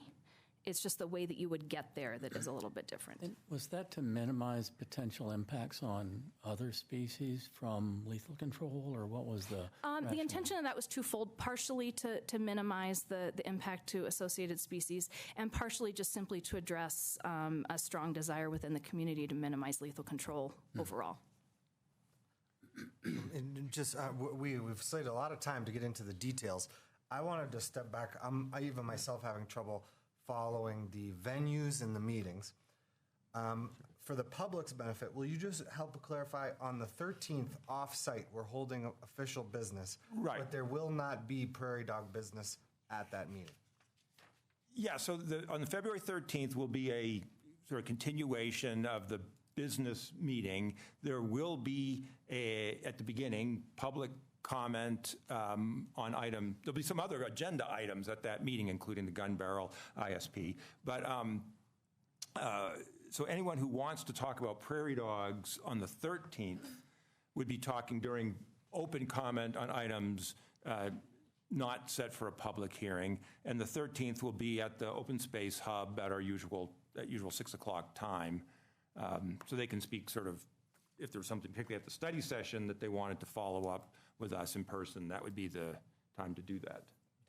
And that meeting on the 13th. But I'm sorry, but to finish your question, we February won't, 13th. at this point, there is no plan to have any other prairie dog discussion on the agenda. Yeah. I mean, under matters, I can't promise that no one will say something, but it is not the plan to have any formal time set aside for the board and staff to be discussing prairie dogs, but we will receive whatever comments people choose to make at that time. The next time we discuss it as a board would be at the March 11th meeting. And just the other thing that I observed, if I'm reading this correctly, we will be bidding you farewell on March 11th. quickly. Meaning, and that's also the day we've slated to potentially take action on a recommendation, and I just thought it's important for people to understand that dynamic as well. So, one thing that we haven't decided yet is whether or not, and it's probably, this is as good a time as any since you've raised it, is whether or not to have 2 meetings in March. The concern there is not the few minutes to say goodbye to me. The issue is that the South Boulder Creek flood mitigation is a fairly complicated issue. Even just the part of it about upstream that we've chosen to identify for that meeting. The concern is that, are we, by doing prairie dogs and South Boulder Creek in the same meeting, are we putting too much on there? I think it's probably fair to say that we are uncertain, but if people have a clear opinion on that issue, please speak up. I mean, to say the obvious, but there's value in trying to limit to 1 meeting a month because people don't plan on a second meeting. They have other events scheduled where those who follow us have the second Wednesday set aside, and adding additional meetings is, it is a burden. On the other hand, they're both complicated issues. They could generate a lot of public comment. They could generate a large amount of board discussion. We hate making decisions late at night on complicated issues. Some of those issues may require working out some fairly specific language on what exactly we're communicating to council, and candidly, that is something that often takes this board, and I don't mean that critically, but it is something that, or maybe I should, but no, but it's something that we often is fairly time consuming, that if we're trying to put together some statement on South Boulder Creek, that can take a while, particularly if there are differing opinions, and we got to sort of work through all that. And so those are the competing considerations, and whether to split them out or just do it in 1 meeting and power through. And one thing, Tom, if I'm right, we could say now is that regardless of whether we split the meeting or not, the prairie dog discussion will be on the 11th. Yes, that's set. That's noticed, and we don't want to change that. And You're talking about February. No, March 11th. Right, March 11, the regular board meeting will cover prairie dog issues. Right. We'll stay as long as it takes to complete whatever we're capable of completing on that. So if we need a second meeting, we would do South Boulder Creek the next day or whenever we could schedule that, because that's probably not going to be a decision. We might be giving some feedback to council, but it's not quite as urgent an action as the prairie dogs. So if anyone has a strong preference one way or the other, I think we were planning to discuss this at our next agenda meeting, come to final resolution, but input is certainly welcome. I would prefer 2 meetings as opposed to 1. Right? I think a 6 or 8 hour meeting by the time you're after hour 4 is not very effective, and I think both of these items warrant our careful consideration. You nod, and Hal, do you have a preference? I guess, with understanding that we would be picking a day that works for people, and that may be a big proviso. I guess I generally agree. This is largely separate staff on these 2 issues. We're not asking too many staff to trip out twice if we go that direction. It'll be a mix, but Okay. it's if we need to do it and make the right decision, that's the way to do it. All right, so I think we have some, okay, and we'll obviously, as soon as, we'll probably send out like a doodle poll maybe, so people can identify dates. That seems to be more efficient way of identifying dates that work for everybody. And I just want to make sure that everybody understands that as far as these February dates go, that the first date, February 12th, we'll be meeting here in council chambers. Regular, yeah. And February 13th, the next night, we'll be meeting at the OSMP office on 55th Street. Correct, Karen. And we thought that might even work better in some ways for Gun Barrel, because it's closer. So yeah, good for the Gun Barrel community to know that's at the hub location.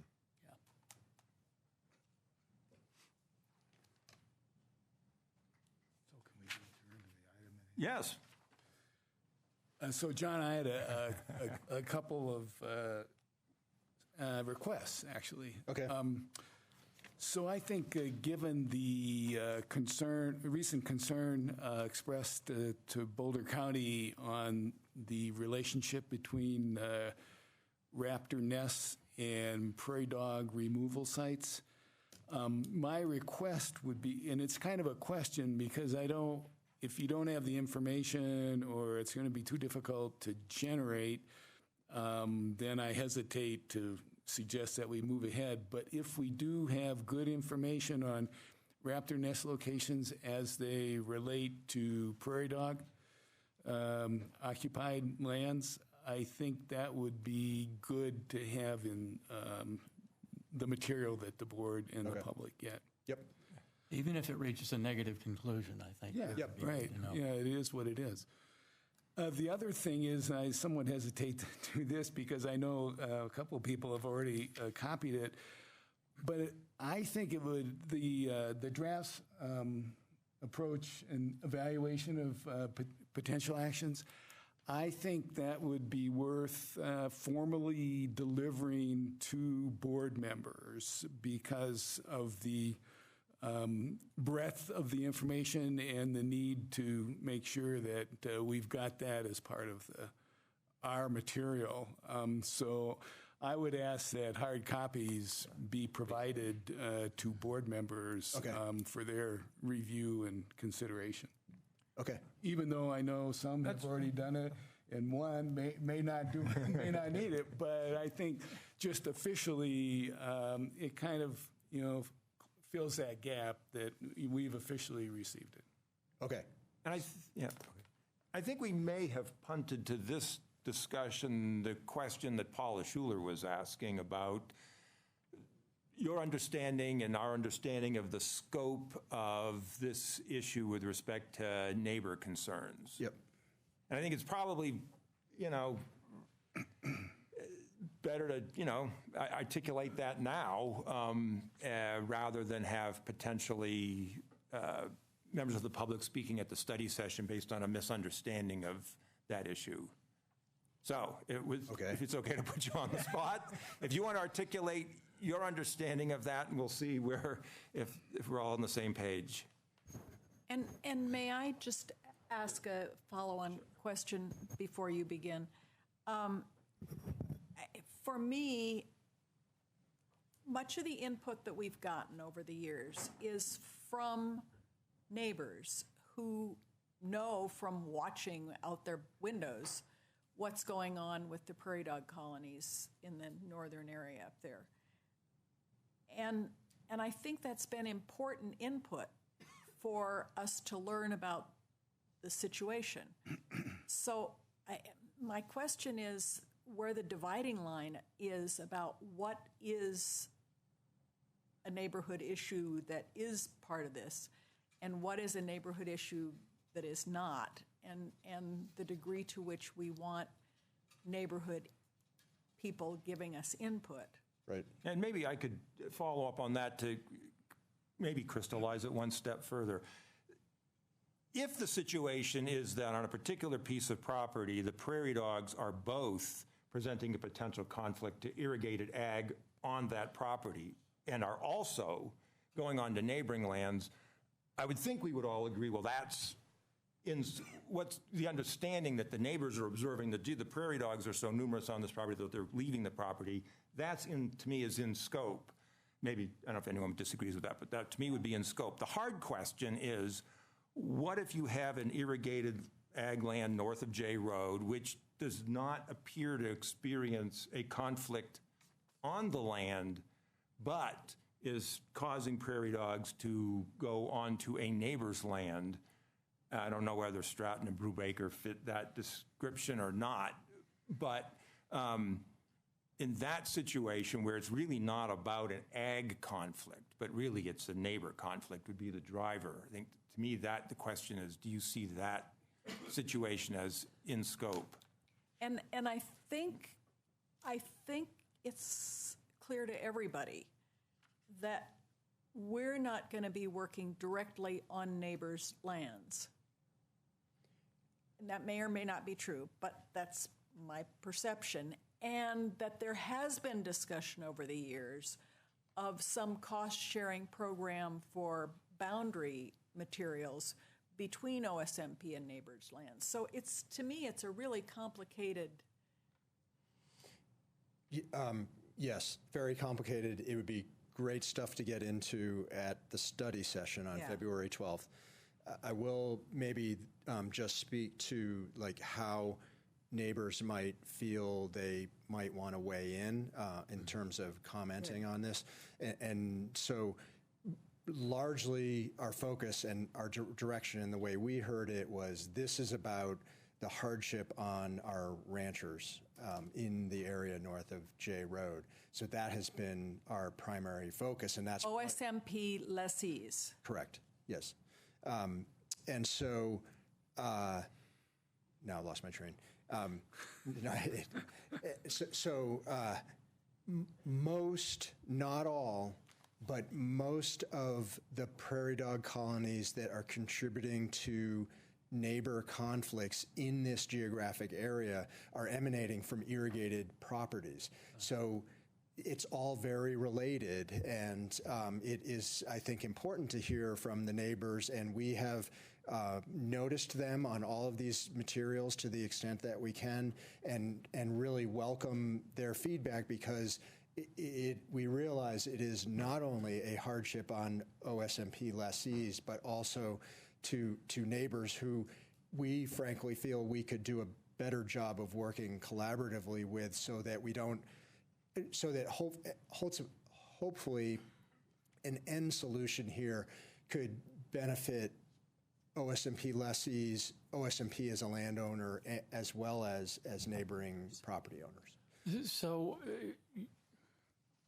it would seem reasonable to you then that this document would try to capture what the impacts are on neighbors as well as on our lessees, because we might also have benefits to lessees and neighbors through various types of policy actions. And we'd like to capture those benefits, I think, in the policy analysis. But maybe you're feeling like that just takes us too far out of scope? What's your thinking? That would be an addition from the standpoint of the staff team, how we took the direction, but we can do that if we have not.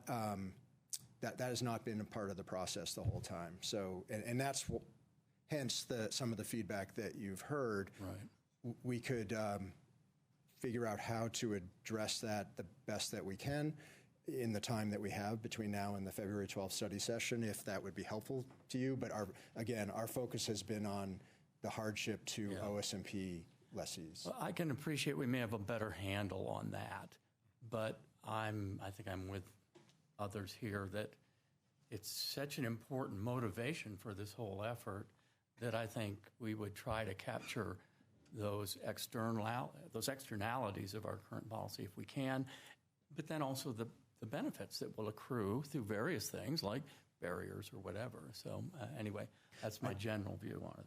I agree with you on that, Kurt, but for me, part of the agreement on the expedited timeline was that the scope was going to stay reasonably constrained. And so I hope we can do that. Yes, our motion was explicitly about ag conflicts. That's why I was giving the hypothetical, as if we're not experiencing an ag conflict, but it's purely an out-migration conflict. That to me, was not part of, that situation may not exist, but if it did exist, I didn't think that was part of this process. Right. And I alluded earlier during the public comment period to the Prairie Dog Working Group recommendations. And if you'll recall, there were a number of complex strategies addressed in there towards the neighbor conflict issue. And we have kind of put that to the side while we took on this other whole effort here.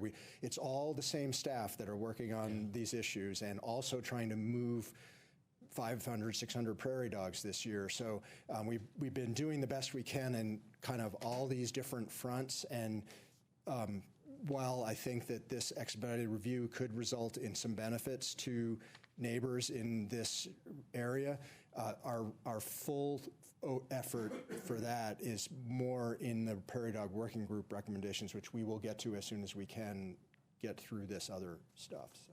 And just to be clear, I certainly agree it's not a goal of this effort to figure out new ways to prevent impacts on neighbors. You're right, that was the Prairie Dog Working Group. I just think to the extent that we can acknowledge and understand those impacts and then also benefits that would accrue, I can appreciate you can only do so much. It's just, we don't want to look like we're ignoring that, because I do think it was a big part of the motivation of council to take on this issue, was impacts on neighbors. So that's my thought. Thanks. Thank you. I agree with both. I think there is a cautionary tale in here on focusing the effort, but I also think that a good compromise might just be to at least identify and acknowledge that there's some ancillary issues that may be associated with specific properties that will need to be addressed, and the intent is not to address it in this particular effort. Okay, great. Anything else on prairie dogs?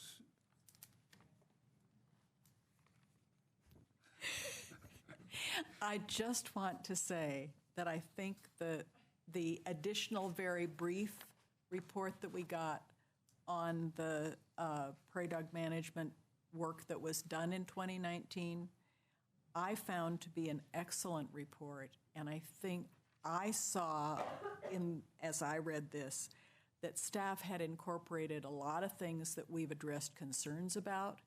And I wanted to recognize that and thank staff both for the maps, the clarity of which properties we're talking about, as opposed to the lingo of the former owner of some property that's somewhere, and the approach of removing and relocating prairie dogs from a property as long as it's economically wise to do that, and then finishing off the job with the other strategies that are lower cost. And I just thought that this was an excellent report, and I was delighted to see that we've made a step forward in spite of the fact that there were numerous hurdles to jump over along the way. Yes. Yes, and you can thank Heather Swanson both for that memo and the really good work that is represented in that memo. So. I'd like just to mention, and I know Heather was at the meeting last night with the county, and so was Dave and Karen. I was just struck by the fact that the county's been controlling prairie dogs for a long time, and yet they had sort of come to this epiphany that whatever method you're using for control, it was really critical to do them on contiguous properties as a group and not be here and here and here and here. And I mean, that may seem like, well, obvious, but they really have changed their whole approach in a year, and they feel it's being a lot more effective. So I just thought that was a really interesting result of their experience. And despite that experience, the population increase that we're experiencing now has overwhelmed their system. Yeah, they've added a lot more resources, and they're still falling behind. Thanks again to you guys. Mark, anything else under, yes, thanks, John, sorry. Anything else under matters from the department? Except for moving towards the Gebhardt public hearing and recommendation. Okay. So, I'm sorry, I feel like I missed something at the end there. No, yep, we're ready to move to Gebhardt. Okay, all right, so the fourth item on the agenda is the Gebhardt Integrated Site Project. And Darren Wagner will be presenting tonight. And just as Darren gets comfortable, I'd like to congratulate Darren on becoming, as of January 1st, the new Planning and Design Supervisor. After an interview process, Darren was successful. So we thought you looked different. Yeah.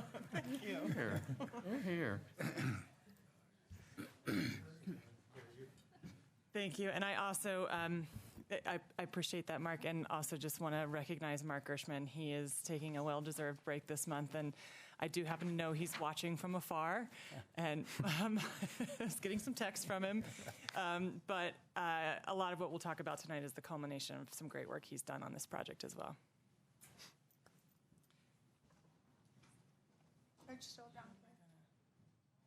Do you need the clicker? Am I doing the intro? Oh, I guess I'm introducing myself here tonight. Yeah, I'll do a quick intro. As you know, Open Space has for many decades worked on riparian, creek, wetland restoration work, hand in hand with the community. And the Gebhardt Integrated Site Project is an example of us working along a similar small portion of a, obviously riparian creek corridor. I think as staff, we really do want to thank, frankly, the board, the community, for what has been over the last 6 to 9 months a really productive dialogue and a very respectful dialogue. We feel what we'll be presenting tonight is sort of the product of what you get from thoughtful consultation and the ISPs, integrated site projects, where we're looking at, on the ground, closer. How do we deal with some tricky issues that have been around for a bunch of years? How do you do the best restoration? How do we work with the community to ensure we meet, passive recreation, charter purposes? So it is part of those community members, as well as I'd like to acknowledge the Greenbelt Meadows HOA and the South Boulder Neighborhood Association. And I think a critical piece of the integrated site plan that Darren will present tonight along with staff is that this is a point where, based upon hopefully a recommendation from the board, it allows the department to have the sort of confidence and the level of knowledge, as it were, to move into the next stage, which would be the implementation of this project, which would cover stewardship, Jim Reeder's service area in terms of trails, and then obviously John's service area doing various restoration monitoring projects, and also putting together things like the design detail, better cost estimates, figuring out exact phasing. And that, in other words, a recommendation for the board tonight allows us, when you're approving, for instance, the CIP next year or the year after, be able to say, oh yeah, this is the thing we approved and here's the details. So with that, I'd like to pass you over to Darren to take it away. Thank you, Mark. And I also do want to recognize the team, many of whom are sitting near the front here. In particular, I want to recognize Maki Boyle. She has done so much of the work on this project, and all the while is an exciting time in her life. So thank you so much, Maki, for everything you're juggling. John and Heather have been critical members on the team and are here to answer any questions that may come up, as well as Megan Bowes, our restoration plan ecologist. She's not here tonight, but has been a critical player in the project as well. Burton Stoner, as well as Jasmine Sim from our ranger team. Hillary Dees tonight here to answer any questions that may come up with in respect to trails. And we have also from afar Lynn Sullivan, as well as other folks who have contributed. So I just want to thank everybody for that. So I do want to just go over why we're here. Mark introduced this, but as we said, we do want to try and see this as a way of building on the engagement process. And really from the beginning of that engagement process, when we first reached out to the Greenbelt Meadows HOA, it's really been over 18 months. And so it's a long and careful process in working with the local residents as well as the broader community of visitors. And so we want to take the opportunity tonight to describe the integrated approach that Mark talked about as we look at the sort of site approach that we've taken with the integrated site project, and then ask for your recommendation to proceed. So just for orientation, I think you all know the site, but for any of members of the audience or those watching at home, we are looking in an area of South Boulder near the East Boulder Recreation Center and 55th that curves around there. The wetlands that are just to the east of the Recreation Center, those are owned by the Parks and Recreation Department within the city, but incredibly important from an ecological standpoint in the context of this work. The Greenbelt Meadows neighborhood is down there to the bottom left of the diagram, and then South Boulder Road is sort of the bound on the south side, so just for orientation's sake. So the broader context for this project area is within a state natural area. And really when we look even broader than that at the whole OSMP system, we have 4 state natural areas, which is a recognition of the statewide significance of the natural resources that we're stewarding here across our system. And when we look at this particular state natural area, it's South Boulder Creek State Natural Area, it's really a mosaic of exceptional habitat in relation to wetlands, wet meadows, riparian areas. You see remnants of the plains cottonwood, riparian ecosystem, and that serves as habitat for 2 federally listed threatened species, as well as also shrub nesting birds and native fish and amphibians whose populations are declining more broadly across their range, including the northern leopard frog.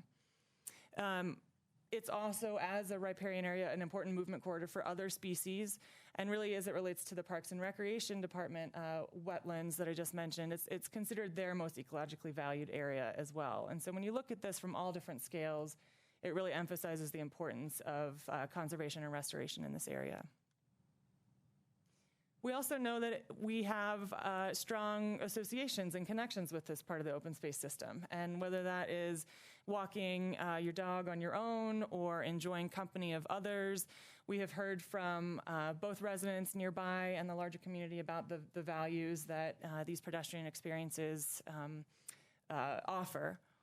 We also know that it's a corridor for biking. And this may be a picture of my daughter, but there are lots of other children and families that enjoy this area as well. She's helping clear the teasel here. And really these connections with open space are facilitated by some pretty subtle visitor infrastructure, whether it's a sign like this with a sandblasted image of bobolink, or whether it's some of the signs and some of the fencing that we have out there. So as it relates to the broader context, the broader policy context for this project, we know looking at the master plan that we were given a set of lenses through which to approach our work over the next decade, and these being the 5 focus areas, so ecosystem health and resilience, responsible recreation, agriculture, community connections, as well as financial sustainability. And so within that, we know, having worked with the community, that preservation and restoration of our important habitat blocks and corridors was one of the top priorities. Both in terms of the work and in terms of the financial investment related to that. We also know that within the ecosystem health and resilience focus area, that there were other related strategies that guide this project as it relates to reducing undesignated trails and sensitive habitat areas.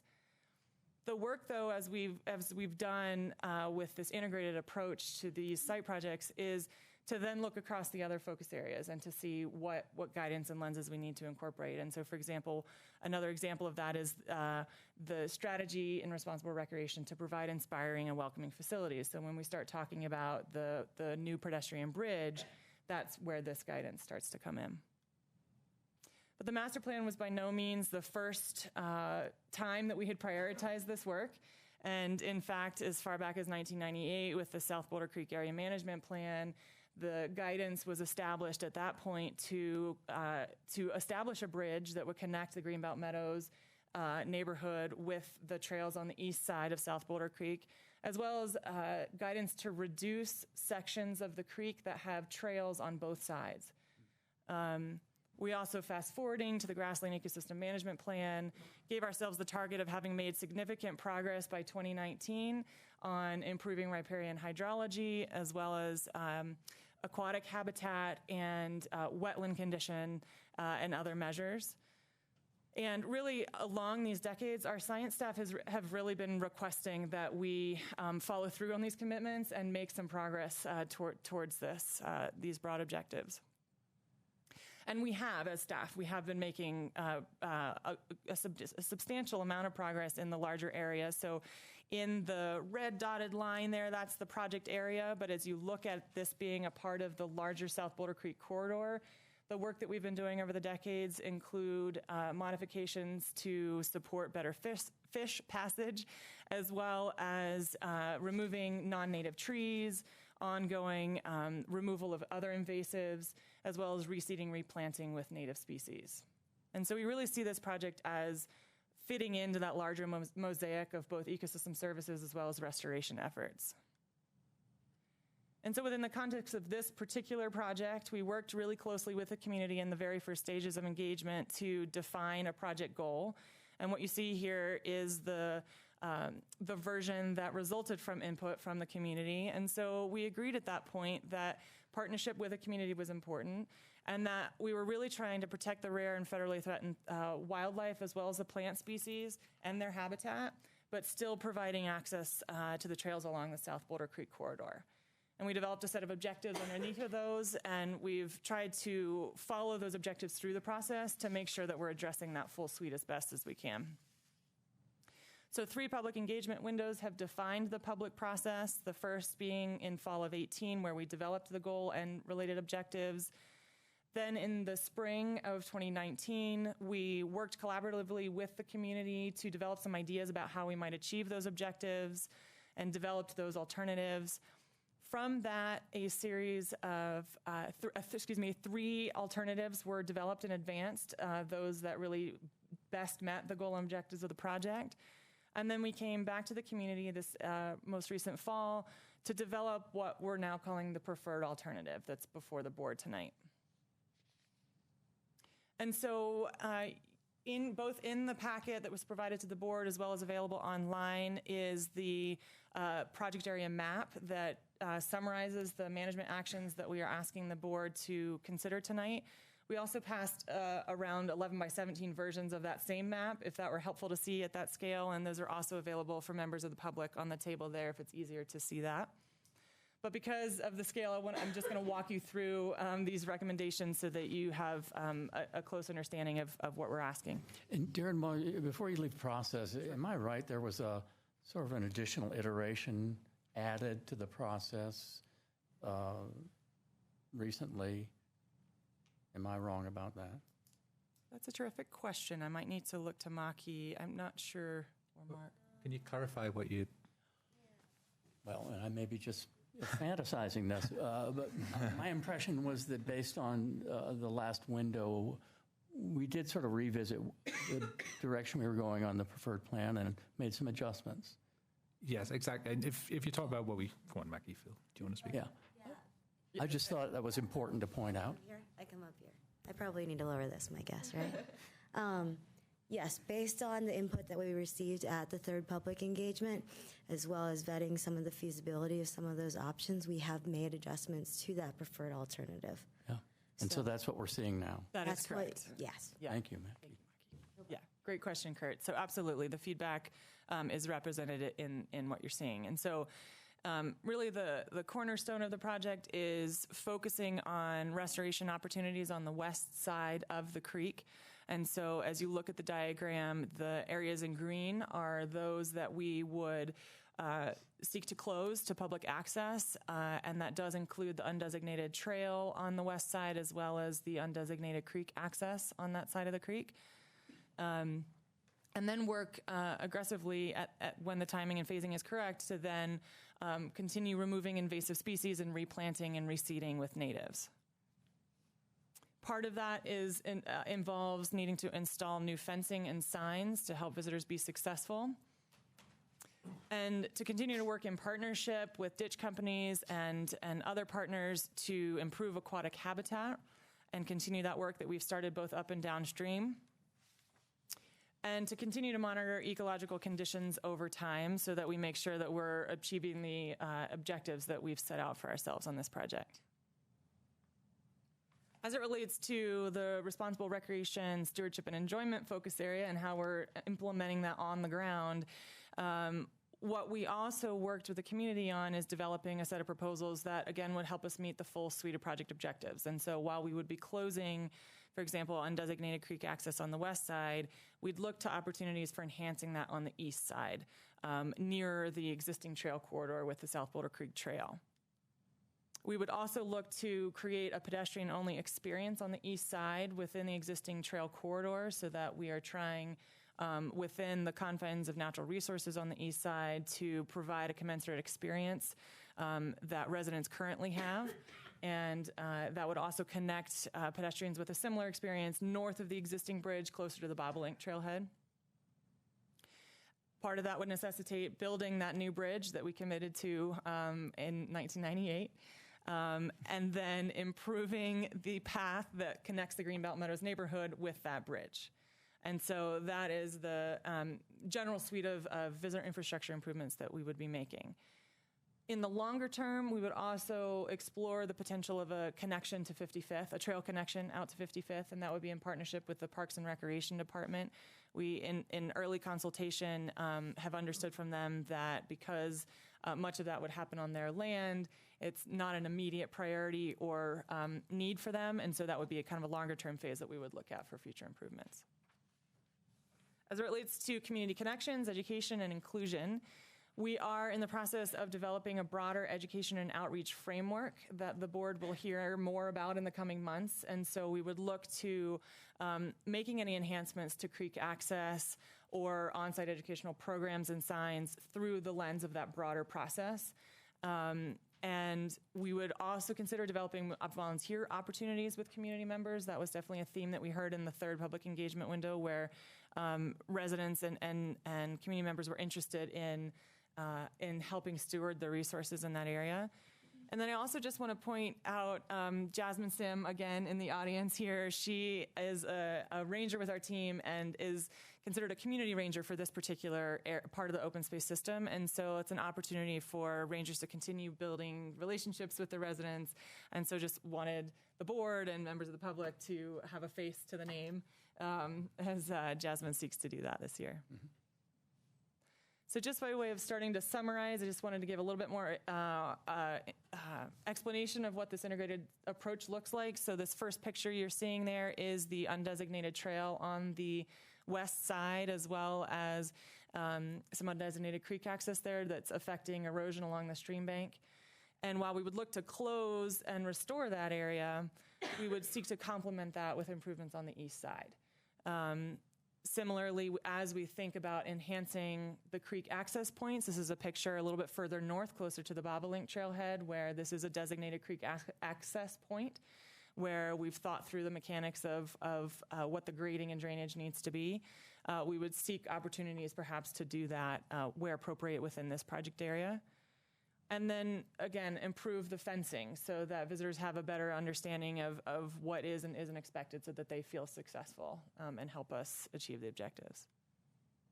So, as with everything, we can't do it all at once, and so we've broken this up into two major phases, although understanding that there will be more detailed phasing as we really build this project out.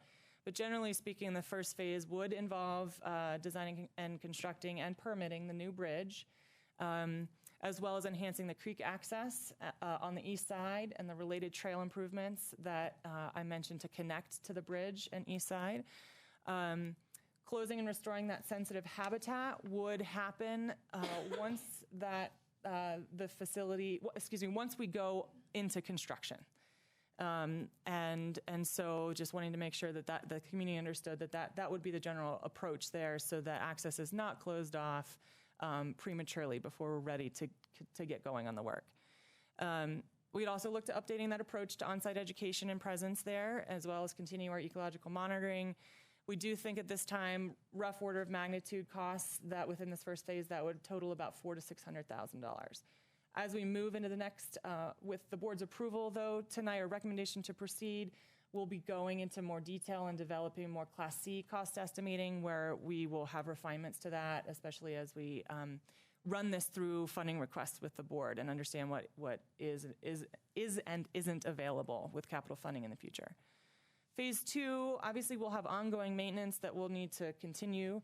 And that would be also when we look to improve aquatic habitat with any modifications to the ditch diversion in partnership with the ditch companies. Exploring that potential connection to 55th and other work. As with everything, we work in an adaptive management framework, and so if our ecological monitoring tells us, for example, we need to move the fence or adjust a sign to better improve restoration of those undesignated trails, that we would be looking for those minor modifications down the road. So again, tonight we are asking the board's consideration of that preferred alternative and recommendation to proceed. With that support, we will continue and enhance our coordination around our work plans for the next several years. which will involve developing design and construction documents, more detailed cost estimates and phasing, as well as finalizing the funding requests that you'll consider, for example, with the 21 CIP later this year. We do anticipate finalizing permitting in 2021 and beginning implementation that same year as funding and staff capacity allows. So with that, we do have a recommendation, but I want to open it up for questions before the public hearing. Could you go back one slide? You bet. So if I understand, your 2021 probably corresponds to phase 1 that you had up there? Okay. Want to be clear. Yep.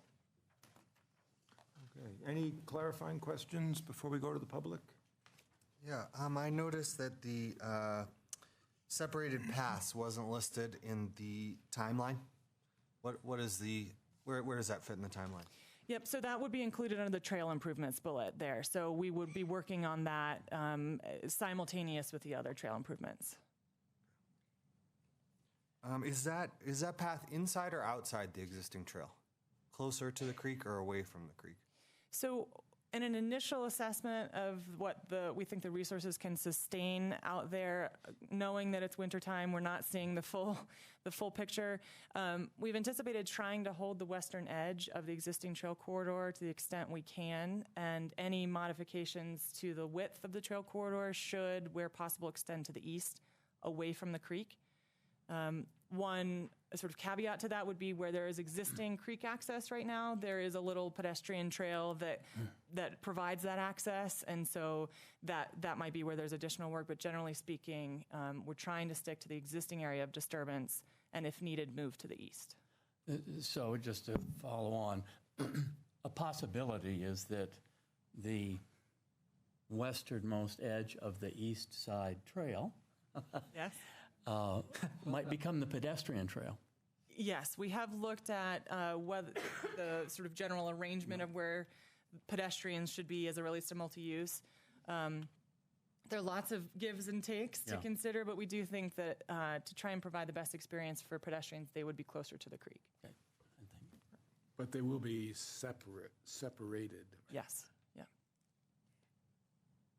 And are you envisioning that separation to be with like some kind of a fence material or physically two trails? So it's going to vary. So just based on, let's see if I can actually reverse to, so that picture there where the two women are running, you can tell that that's getting to a little bit of a pinch point where there's not a lot of room between the creek and the existing fence line there, which borders our agricultural lands. So in that case, there, the buffer between the two is narrow, and that limits our use of materials and what we can do. Further south of this area, where closer to the barn, there is more room there, in which case we can expand beyond, say, maybe at least a 3-foot buffer between the two paths and explore use of different materials. So we have examples elsewhere on the site where boulders have been used, but we'll get into those details as we get into further design. Okay, and is it too early in the planning process for this question, which is, would it be possible to realign and rebuild, or whatever the right verbs are, the Eastern Trail in advance of the work on the restoration and the closing on the west side? Could those be done sequentially, I guess is my question. I'm seeing head nods from Hillary Maki. I think that's where some of the detailed construction phasing would ground truth that, Karen, but I don't see anything preventing that. Can I follow on that? Is it completely off the table to move the agricultural fence line 10 feet? It's not off the table. We've tried to consider, though, in these final stages of refining the preferred alternative, wanting to respect. We haven't done direct outreach with the lessees in that area, and also wanting to minimize the area of disturbance. That we haven't gone there. But John, do you want to? Yeah. Sure, yeah, that would be correct, Aaron. The other issue that we have there is ditches right up against that fence line, and that's much more involved in moving any of that. So. Yeah, thanks, John. Those darn ditches. Darren, I wanted to ask, our coordination with Parks and Recreation, how is that going? And help me understand the connection to 55th. So they own about a third of that, proposed connection. So can you kind of help us understand their position? Yeah, Dave, great point. I think they're very supportive. I think as we spoke to them, they're happy to partner with us on this. I think we definitely see it as a phase 2, just because this also came up a little bit later in the process, and we know the other aspects of the project are the priority. But yeah, we've had conversations with Parks and Rec. They're supportive, and we'll work with them as we start to think about it. And as far as management on the wetlands, we're coordinating with them, and they're understanding kind of what. I sort of look to Heather here, yep. Yeah, I don't think there are any proposals to change their management of the wetlands, but we certainly coordinate with them as far as how our lands interact with their wetlands and how it supports species. So, can any of you describe for us the thinking about that connection and why it's important and who might use it and the connection to 55th? Yeah, I'm totally lost on why you would want a connection from the dog park to the creek and all the management problems that I foresee that leading to. Sure. There's no parking along that street at all, so there's no way for people to use that connection. That's a really great question, Karen. So in our public engagement, we learned that it would be really helpful for the public to have a place to park to access that bridge once it goes in and that connection. Currently, and what we would like to keep sort of more at bay is people parking within the actual Greenbelt Meadows neighborhood. And so we looked at and we talked with Parks and Rec, transportation, utilities, and actually a couple different ditch companies, as well as City of Lafayette and Louisville, that all use that connection. And they actually would like to see that connection improved for their access, as well as protection of the wetlands. So now it's not just serving the neighborhood, but it's actually serving a bunch of our partners as well. It's sort of the short version. And why is it that they want that access? They already have access there, so it's hard to see in the map, but there is a current utility access, a two-track dirt trail that's really wide, and it's actually kind of impacts are getting larger. We have a couple ditch companies that go in there, City of Lafayette and Louisville. So they drive their vehicles in there? They drive their vehicles in there. Not a ton, but enough. As we know, the soils and everything are in there. So having a more direct connection, which is what this would provide, would actually help their access. Does that answer your question? Yeah. Or start to? Yeah, I don't know whether you want to take these kinds of questions now or whether this is a discussion for later in the meeting. But clarifying questions for now, if there's anything else that we can answer for you, would be. Sure, absolutely. So this 55th Street connection is intended to be for vehicles to serve agencies that have business in this area. Correct. As well as provide pedestrian access to the parking lot on the Parks and Recreation property. But people who use the parking lot on the Parks and Rec property use the one at the north. That's where the big parking lots are. So I can't imagine them walking down here to use this access. There's another one down here, though. Yeah. The parking lot for the dog park. Yeah. Right. Mm-hmm. And that just strikes me as real problematic, On the clarifying front, can you just describe what the decision-making process that led away from the stepping stones and to the concrete bridge? Sure. So, yeah. Oh, I'm sorry. No, that's okay, Maggie. I'll start and I'll just. So we, how we have a matrix that was developed and shared with the public in the third engagement window that evaluated the various options and alternatives.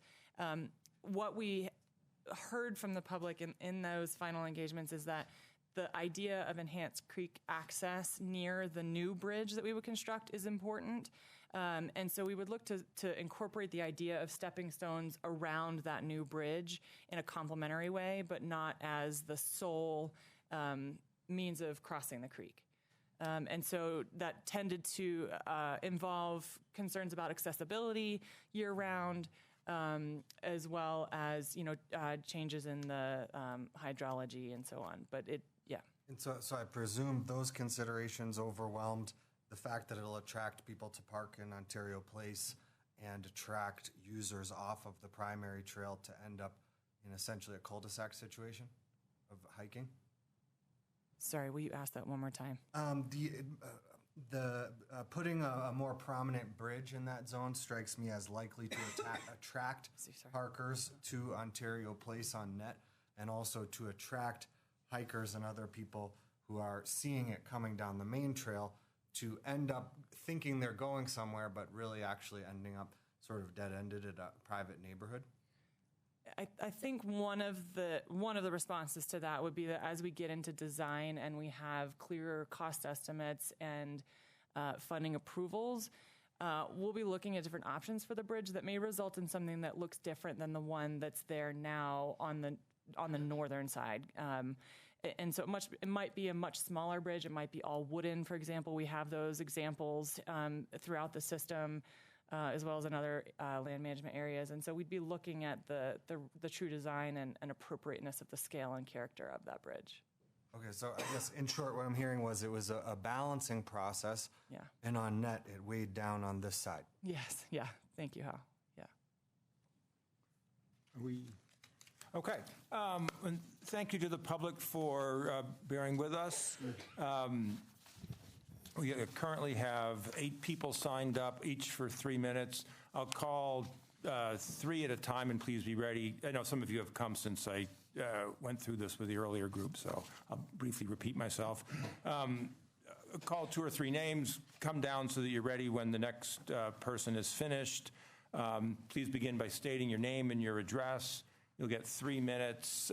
When the yellow light comes on, you've got 30 seconds. When the red light and the beep occur, your time is up, and if that happens, please wrap up quickly. The first 3 are Jim Ilg, Julie Robinson, and then Tony Ganaway.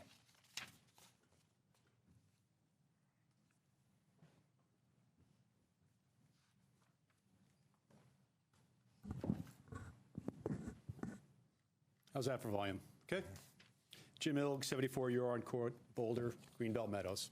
I'm a 9-year resident of Greenbelt Meadows. I've had several days to think about what I would say tonight as I speak before you.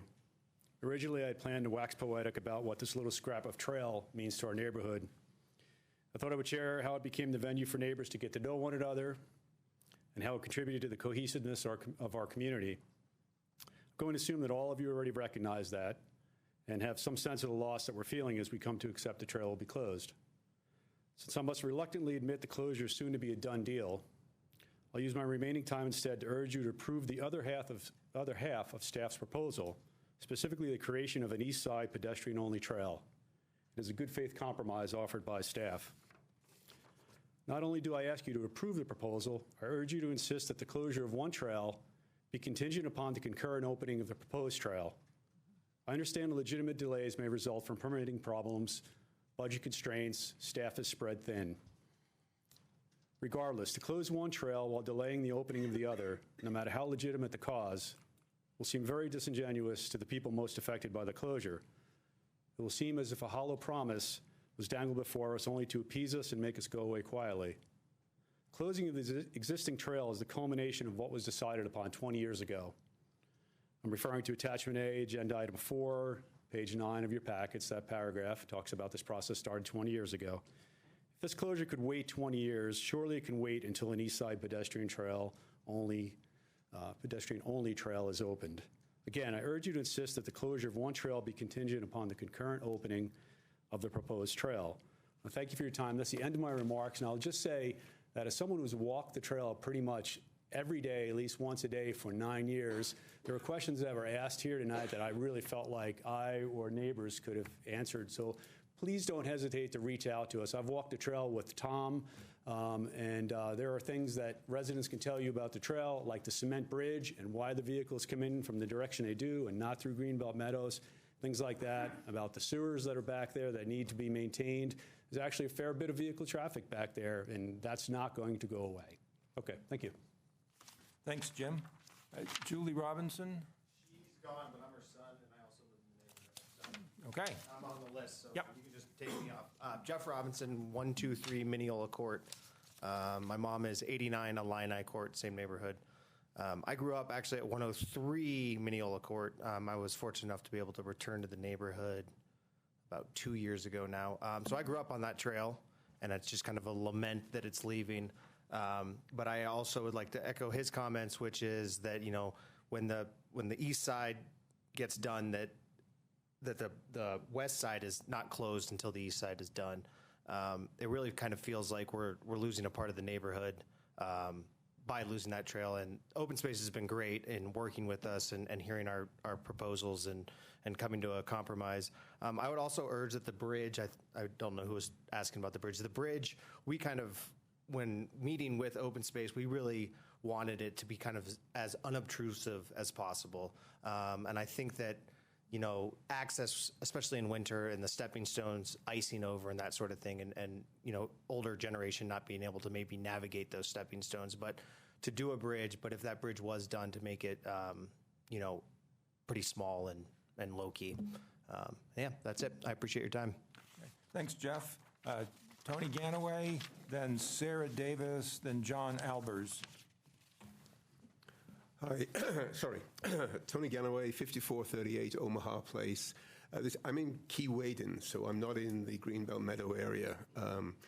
I've walked, Gebhardt's property is my kind of nearest open space. I've been on that probably 4 or 5 times a week for the past 15 or so years. And so I have a couple of points to make. The first one's not quite related to this, but I've been watching the process for the Gebhardt, the Gun Barrel, and the Wonderland Lake ISPs, and I'm not sure that the public perception of the process is as smooth as you may be led to believe. There seems to be some issues. Apparently, the first woman who was here also had something about the gun barrel area that she was unhappy about. So that was just a general comment. The other comment was Jim has addressed that I was going to bring up about the opening one side and before you close the other side.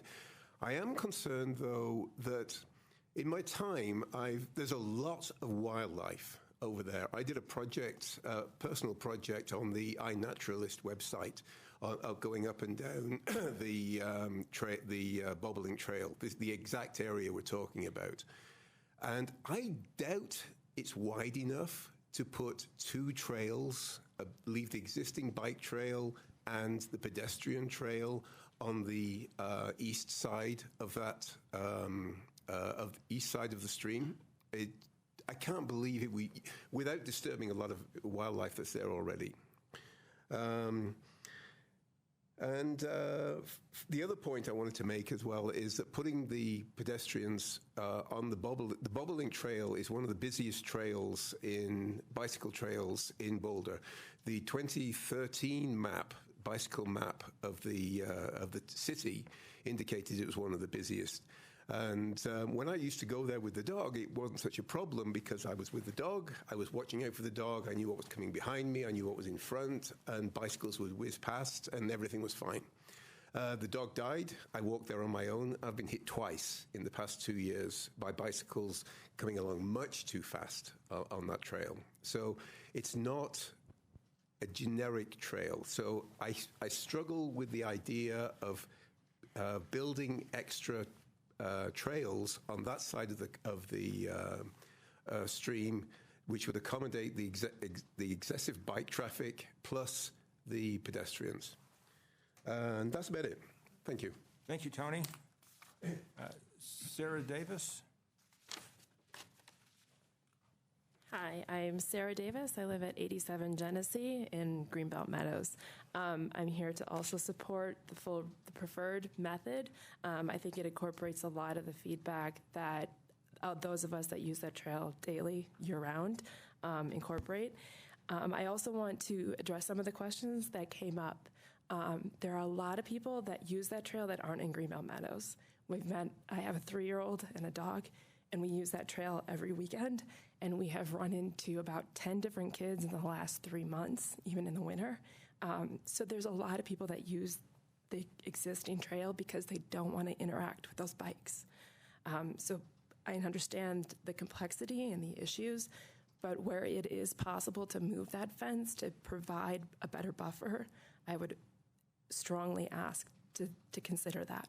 I understand the ditch areas, but that's a little bit further south of where the proposed bridge is. And second, when it comes to the execution of the new paths, especially the one connecting from 55th, I know it's phase 2, but there have been large equipment that they've brought from the North Bridge all the way through. So the erosion you see on that picture before actually wasn't from the walkers. It was actually just from the natural path of the creek. But there's been a lot of destruction a year ago from that heavy equipment. So please understand that people have access that aren't pedestrians, and they aren't just Greenbelt Meadows residents, so it's not just a NIMBY issue. But there are a lot of people in the neighborhood that use this area. So thank you. Thank you, Sarah. John Albers, then Magdalena Rishka, then Ken Kliegenstein. Hey, first of all, I just wanted to say thanks to the staff to getting us to this point. I attended all of the meetings, and I have to say that the first bunch of meetings, we didn't seem like we were getting to a place where the residents were being heard. And just to echo what others have said, the really critical piece here is the separation. If you go north of that bridge, it's separated. And I can tell you that as a person with a small child, you're never going to see people over on that section. And the reason you're not going to see people in that section is, I don't want to be melodramatic, but it's dangerous. People come flying through there. They don't care. They're training. They're doing whatever. And it's just a matter of time before, if you do that. So the trail on the south side, that's been there for 35 years.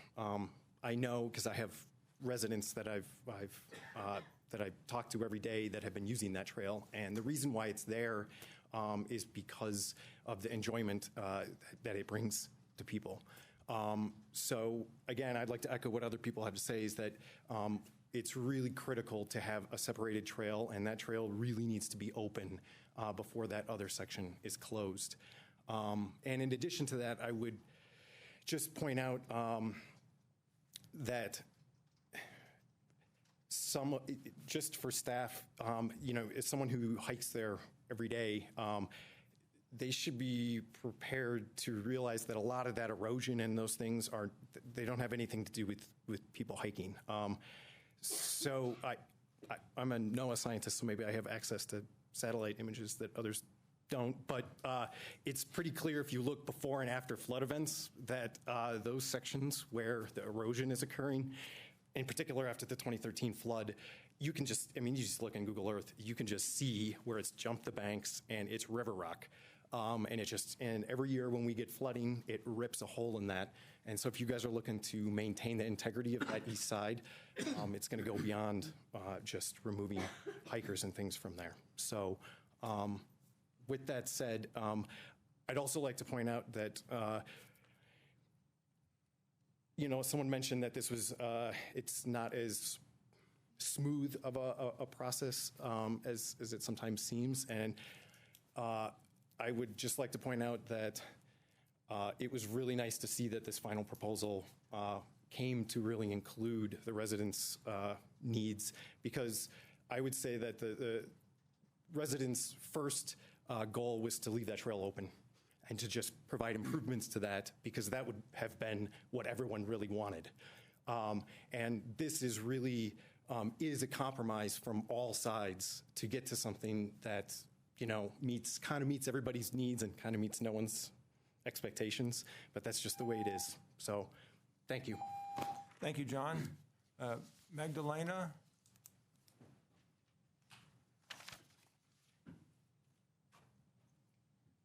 Hi, I'm Magdalena at 127 Mineola Court, and I live right in that cul-de-sac where everybody's going to be spilling out to. And so my request is that the bridge, if there's going to be one, and if you are going to close our trail, that you make it really small so bicycles won't be allowed to go there. And perhaps there could be a sign saying that this goes to a residential area so that people are aware and perhaps won't be going into our cul-de-sac. There's already a big parking problem on the cul-de-sac as it is, and there are already people coming out and parking in our neighborhood and walking on that part of the trail on the west side. So that really I can't imagine what's going to happen when we're going to be having 50 people at a time coming in. And also the East Side Trail, I've lived at my house for 26 years, and I've raised my kids there and had dogs. And that trail has elderly, very elderly people going on it, as well as little kids. And the bicycles, and with all the walkers, I've seen accidents happen already. I can't imagine if you're going to push all those people on the west side to the east, it's just going to, I don't know how that's going to be managed, but I urge you to make sure that it's all done at the same time, because there's going to, if it's not, it's just a problem that's going to happen. Thank you. Thanks, Magdalena. Darren, in response to Magdalena's point, I was assuming the bridge would not be open to bikes anyhow because there's no bike path on the west side of the creek. That's right. We had not, and Burton, feel free to chip in here, but we had not anticipated designating that new section for bike use. Right. Is that the question? Right. The portion of the existing trail that we're retaining would not become bike accessible. It would remain as a pedestrian only, so bikes shouldn't be using that bridge. Yes. Yes. Okay. Thanks. But the bikes still will be using the east path, right? Yeah. Yes. No changes there. Burton, what's our sense of what's happening on Bobolink Trail on the east side as far as recreational conflicts? I think you've heard a lot of. Sorry, apologize. Burton Stoner, Ranger Services Supervisor. I think you've heard a lot of experience from people that use the area a lot, and so their perceptions of their encounters are quite valid. And so I think anything that we can think about design-wise and sign-wise as we go through this project would be probably helpful to make that east side separated trail. What about the enforcement situation? Look to my community ranger to lead the efforts in that area, to have the conversations with the people that are there on a daily basis to best understand what's going on. And so if there are peak times that we need to address and those kinds of things, yep. Okay. And from the Bobolink Trailhead south, is that Dogs on Leash? So there's a combination of things. The paved bike path section is Dogs on Leash. The voice and sight control section is there next to the creek. Going north. From the bridge to Bobolink Trailhead? Right. I'm wondering about the management designation for dogs. South. From the Bobolink Trailhead down to South Boulder Road. Just describe that for me. So it's in multiple sections. Yep. So from Bobolink Trailhead to the bridge that connects to the East Boulder Community Center, there are two paths. That one is voice and sight control by the creek, And then the paved path, multi-use path is a dogs on leash section on that until you get to that, where the trails all merge, and then it becomes a voice and sight control section south to South Boulder Road. So we have one more member of the public we probably should hear from before we, but. I think Ken had to go. Okay, so with that, I will close public comment and, okay. Do you have further questions, or I can? If I could offer just one clarification too, in answer to some of the comments, I wanted to just emphasize that in both the cover memo as well as attachment A, we have tried to clarify that we would, as the public has asked, not close the existing trail until the new opportunity is open and available. So we might not have said that clearly enough, but I just want to. Can we make that not if, but we will open the east side before we? We can absolutely clarify that even more. Yes. Yeah. And in the on page 3 of item 4 in the box, it said, phase 1, improve creek access east of the creek, followed by restoration and closure, which I certainly interpreted to be sequential. Yeah. The way the public was asking. Exactly. Thank you, Tom. Yeah. So I wanted to just add a general point, which is that some of the issue here is actually sort of unrelated to the path on the west side. That is, we know that north of the rec center, we essentially have separated paths, one of which is not our path, but regardless, they're separated paths. And once you get south of the bridge, it's essentially all the traffic's on one path. And I agree with I use that path very frequently. The public is right. One of the reasons that trail is more dangerous, I think, than a lot of the other ones, something like the Teller Trail or even the portion of that trail south of 36, is that it's just bullet hard. It's not a gravel path to speak of. It's practically like riding on pavement. And so it's probably not a shock that bikes go fairly quickly through that section, and they've just come from a section that is literally paved.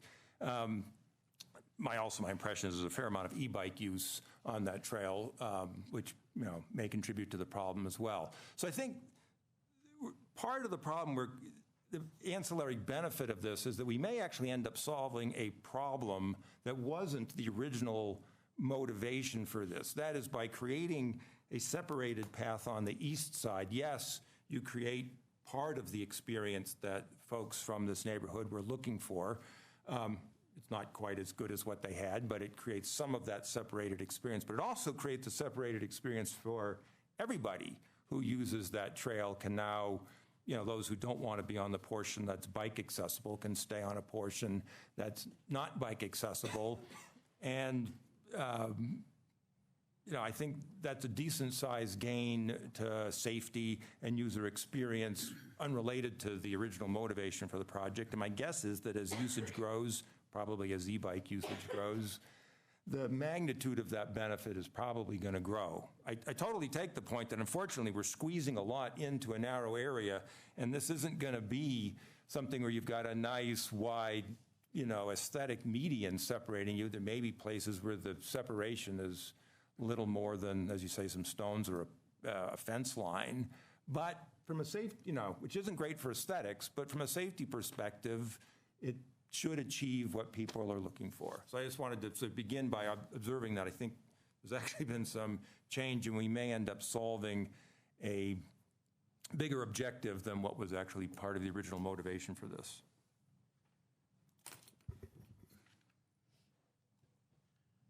Tom, I would agree.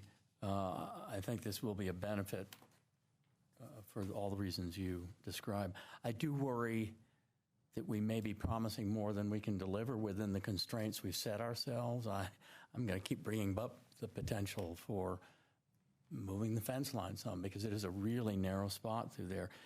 And again, there's this larger issue of this becoming more and more of a commuter route, more of an e-bike route. I think the movement of the county is to encourage that. I suspect this department is not going to try to block that sort of usage, and so I think bike usage and will continue to increase here. I think ultimately we're going to need to separate uses all the way to South Boulder Road. And that's going to be very difficult along a riparian corridor. And so I think we're going to keep needing to come back to maybe dedicating some slice of agricultural land to have more of a multi-use path that is actually separated from a pedestrian path. But I think it's an incremental benefit. I agree with everything you said. And I would second the point on if there's a need to move the fence. If the concern, there's sort of two different concerns here. One is that, well, maybe we're changing the deal with the lessee. I think there are ways, we're probably only moving the fence by a small number of feet. I think there's certainly ways of working that out, short-term, long-term, of just adjusting the geographic dimensions of what the lessee's getting. I think the public safety and other gains here are far greater than, whatever we might need to do on the lessee side because they're losing a few square feet. Yeah, if it's an issue of, well, that's a high-valued habitat, well, then obviously that's a somewhat different calculation. But it's going to be hard to find any place that isn't high-value habitat to put a new trail there. So that's... And you're also weighing against, we're gaining the high-valued habitat on the west side. We're expecting that will be closed, stay closed, and with our Ranger Corps who are nodding, say that we will be successful by creating a good opportunity on the east side and successfully closing the west side, and that, net will be, a good bit better off on the ecological side and, hopefully somewhat better off on the overall user experience as well. I have a few observations I'd like to share. First off, I really congratulate the staff and the community. I'm surprised to hear people are as pleased as they are with this plan. I originally got involved in politics in Boulder because I also experienced a trail loss near me. It was to development, not so much to department policy making, but I really understand what that feels like. I went out there and walked this property, and one of the things that I noticed straight away was a very special spot just north of where the proposed bridge is that provides a view of Long's Peak and Mount Meeker across the recently preserved Hogan Pancoast. It is indeed a special place. When I look at this overall proposal, I have some mixed feelings, and those are largely encapsulated in the fact that there's got to be at least 3/4 of a mile of proposed additional fencing. There has got to be, on the idea of the dual pass, I think it's wonderful that that is a potential solution to this, but if they are not a dog's leash length away from one another, I wonder how many problems it really does solve. Relative to the aesthetic impairment that we receive. I also agree and hope that we can at least make that path far enough away that it does function in the way that it is supposed to.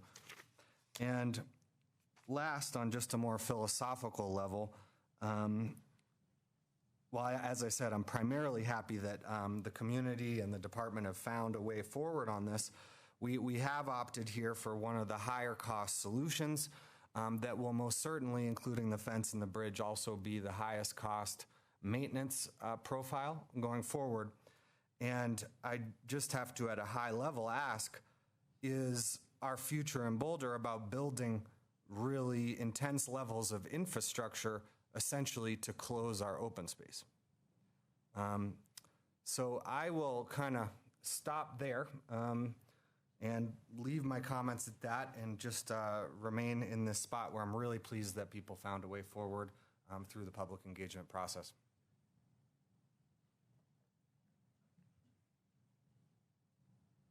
Well, perhaps while others are, go ahead. I want to go back to the 55th Street axis. Having heard about vehicles driving around back here, has that issue been addressed by staff at all in this planning process? So what I can say, and Maki, others feel free to jump in. So Karen, we do have, with the ditch and rights, and John, you could clarify this as well. But with the easements there, that there are requirements for them to access the ditch to, for annual maintenance and so on. And so there are some. And can you explain where that is? Yeah, and John or Maki, if you want to help out here. But Leah, if you could pull up, yep, that'll work. So if you look, you want to, maybe I can point here. So this is the Howard Ditch right here, where we would need to add a pedestrian crossing across the Howard Ditch. So my understanding is a couple things going on here. This is the Howard Ditch, and it's accessed in through here, kind of like that. And they need to get into service a number of gates that are in there. There's also utility easements in here. This is an old photo. So this is where the Greenbelt Meadows property is over here, and there's utility easements that run out from here to South Boulder Creek, and our utility department has access in there. There's also a mainline sewer line that runs right along like this, and there are manholes all along there that the utilities department has vehicular access to as well. There's a couple other ditches in there too, like the super fosticle, and then there's a couple laterals that go across. Laterals from the Howard Ditch. So, Karen, one thing I'd say, if you notice in the memo, we've got 2023 and beyond phase 2, consider this. You'll note the other concepts are to move forward with implementation, as in design, come back to the board for costing and approval of funding.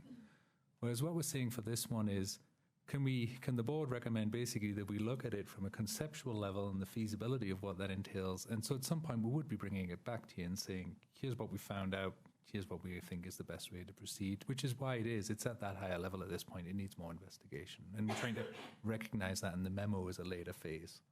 So what you're recommending is the other things to move ahead and get going on that. This thing, hey, can we take more time taking a look? So you're interpreting the motion that you're recommending, the connection that Karen's discussing is just you're not asking a vote to do the connection.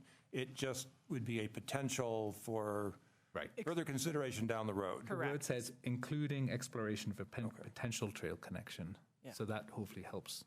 There's different skills here. But I will also say, too, during the engagement process and the idea generation, when we had a design charrette with the community, the needs for access in the area were definitely discussed, which is why you'll see that primarily this area is not within the primary restoration area. Right. And what's further north behind that proposed fence line is where we would do most of that work. So the area where the manhole covers are is an area where we're going to invest in restoration, but utilities are going to come in to service the manholes.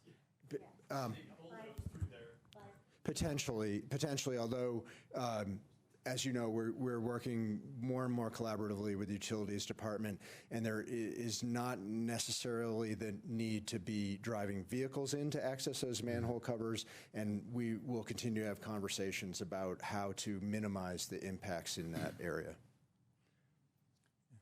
I wanted to speak to one detail that got briefly mentioned, which is if there's two trails, who gets which. I think that the wide sort of trail, which would be the more westerly of the two, should be the pedestrian one, both because pedestrians are the creek access is much more likely to be a pedestrian issue. People are very unlikely to be riding their bikes and want to stop and go to the creek. So for that reason. The other is that the pedestrians with dogs, often with strollers, just need a lot more width. They are far more, people don't ride generally side by side, but people frequently like to walk side by side. And so to the extent there is a severe limitation on width, the bike portion of that, I mean, we can call it multi-use, but the reality is that's going to be where the bikes go and everybody else is going to be on the other part. At least that'd be my prediction. That can be relatively narrow if it's, essentially only bikes. I mean, yeah, they need room to pass each other, but it doesn't have to be 6-8 feet wide. it's not, at least that wouldn't be my vision of what we're doing here. We're moving all of the usage that require a lot of width and keeping them on the existing trail. My suggestion on how to play that.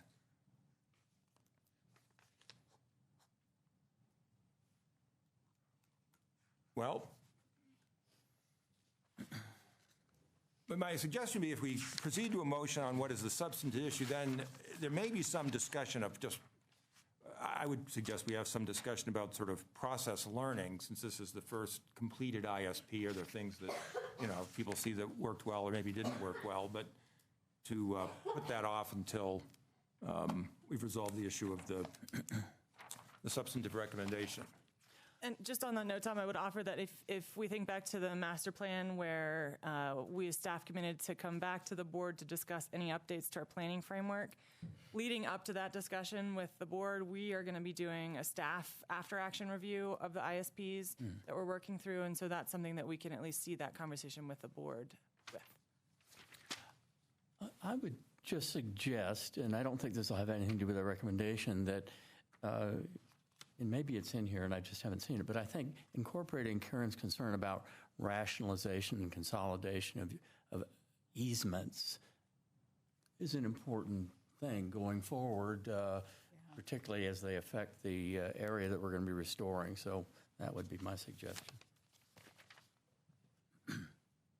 So was there specific language that you were proposing? No, I think that's just something you just want to incorporate moving forward. Okay, so make sure that people understand. Okay. Yeah, because I must admit, I didn't fully understand the breadth of the easements. But if it's not in the motion, it's lost.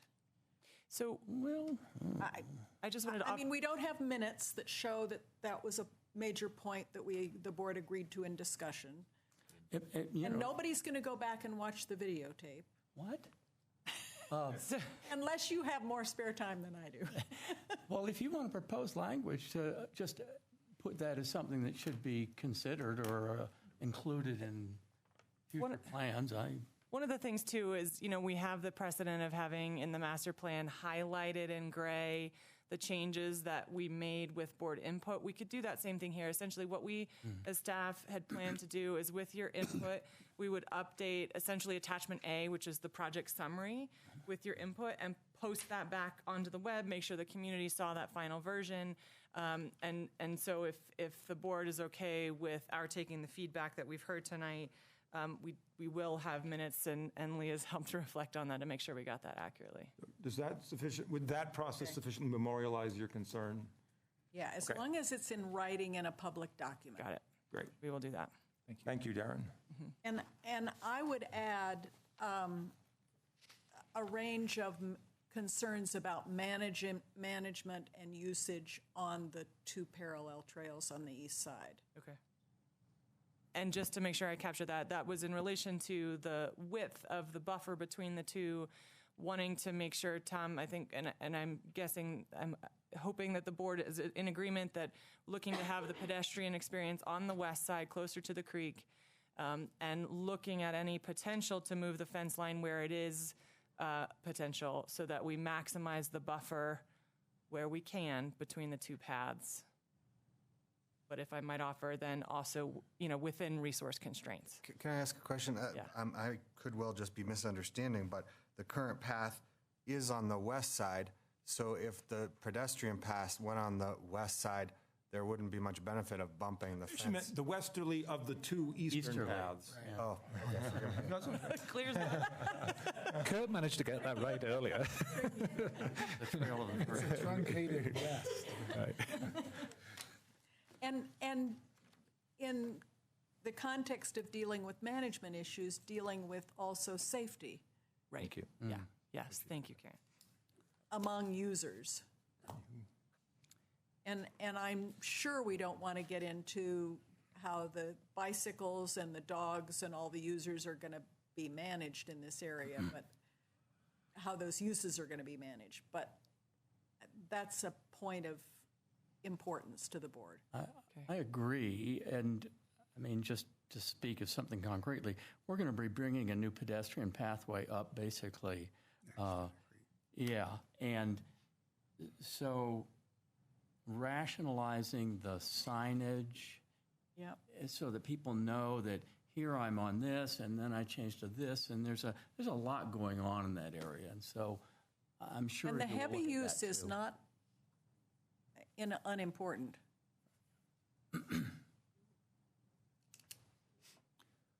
So I'd like to make just a brief observation.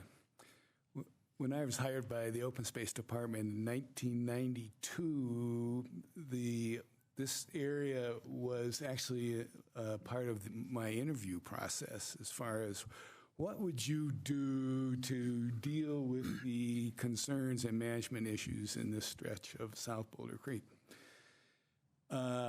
I'm going to take responsibility for the 1998 South Boulder Creek Management Plan as well, and I do want to say that I'm pleased, even though it's 20 years later, that we're finally actually moving ahead on this.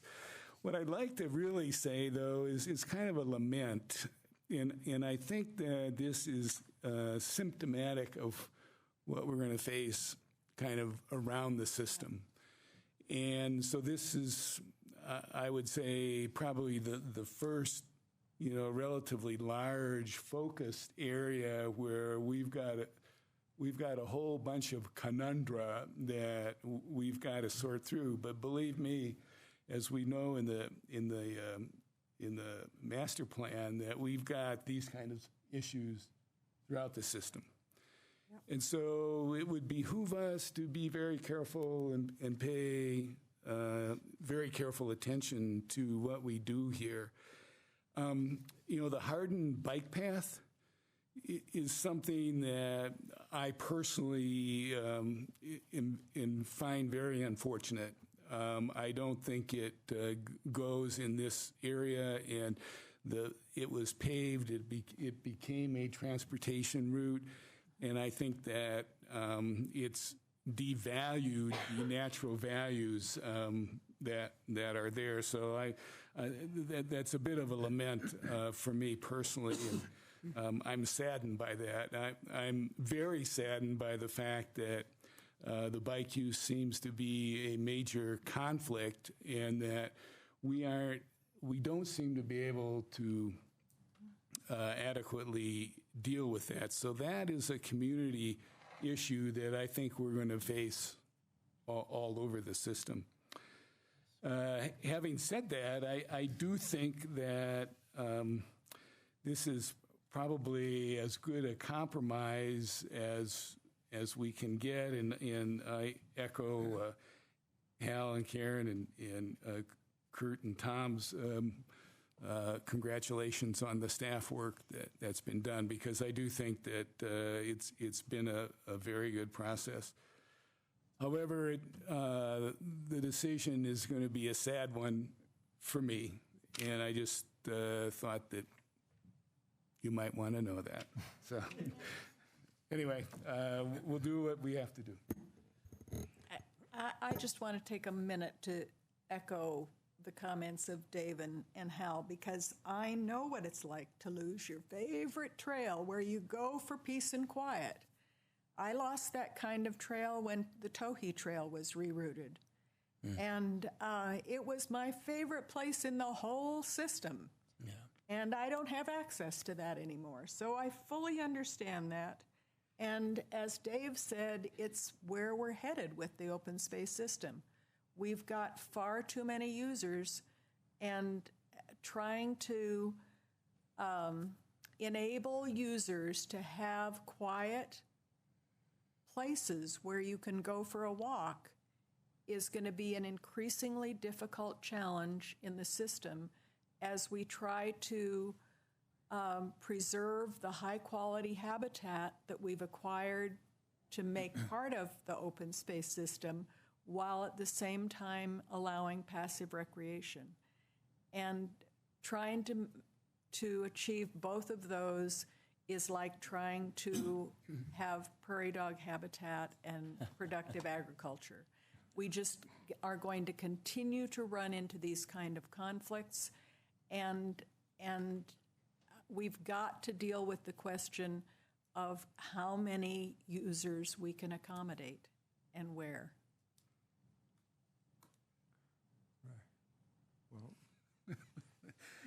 Better vote.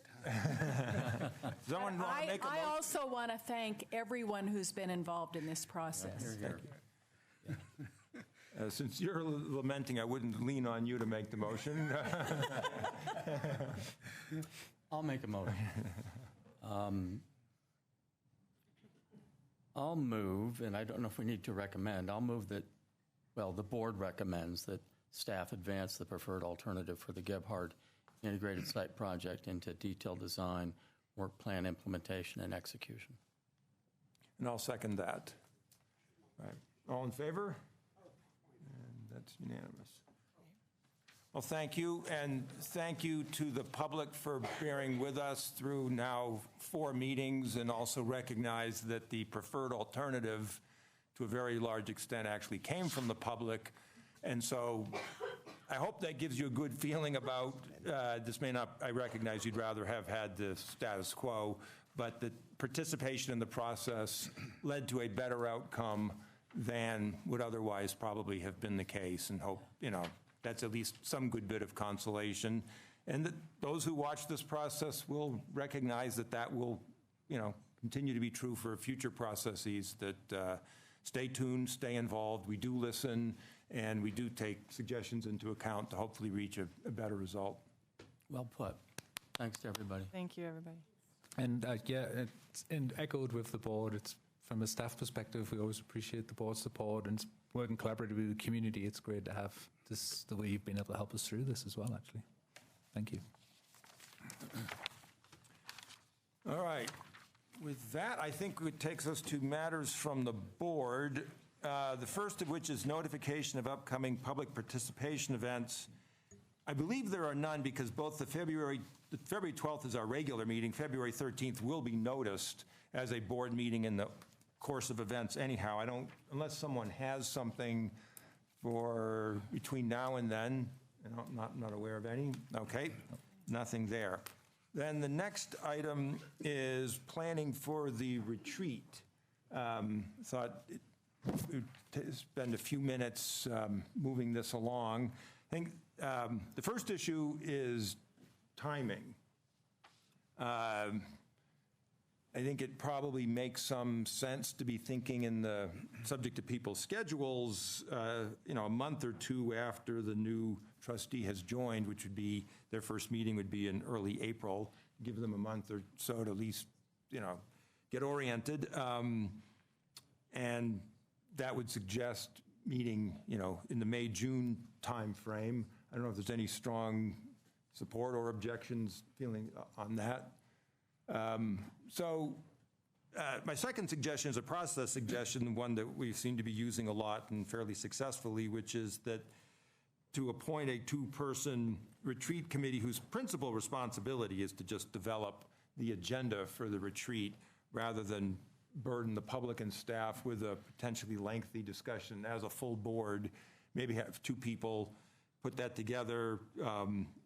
People who have suggestions could certainly send them to Leah, who could then send them to that group for inclusion. And those 2 people could meet with staff to, gain any suggestions from staff on what they'd like to see included in the retreat, and then, at the appropriate time, sort of formalize the agenda. So that would be a... It's been a long time since we've had a retreat. Do you want to describe what typically it involved? They've actually, the ones I've been involved in have been somewhat varied. They're always off-site, usually around some kind of round table to facilitate.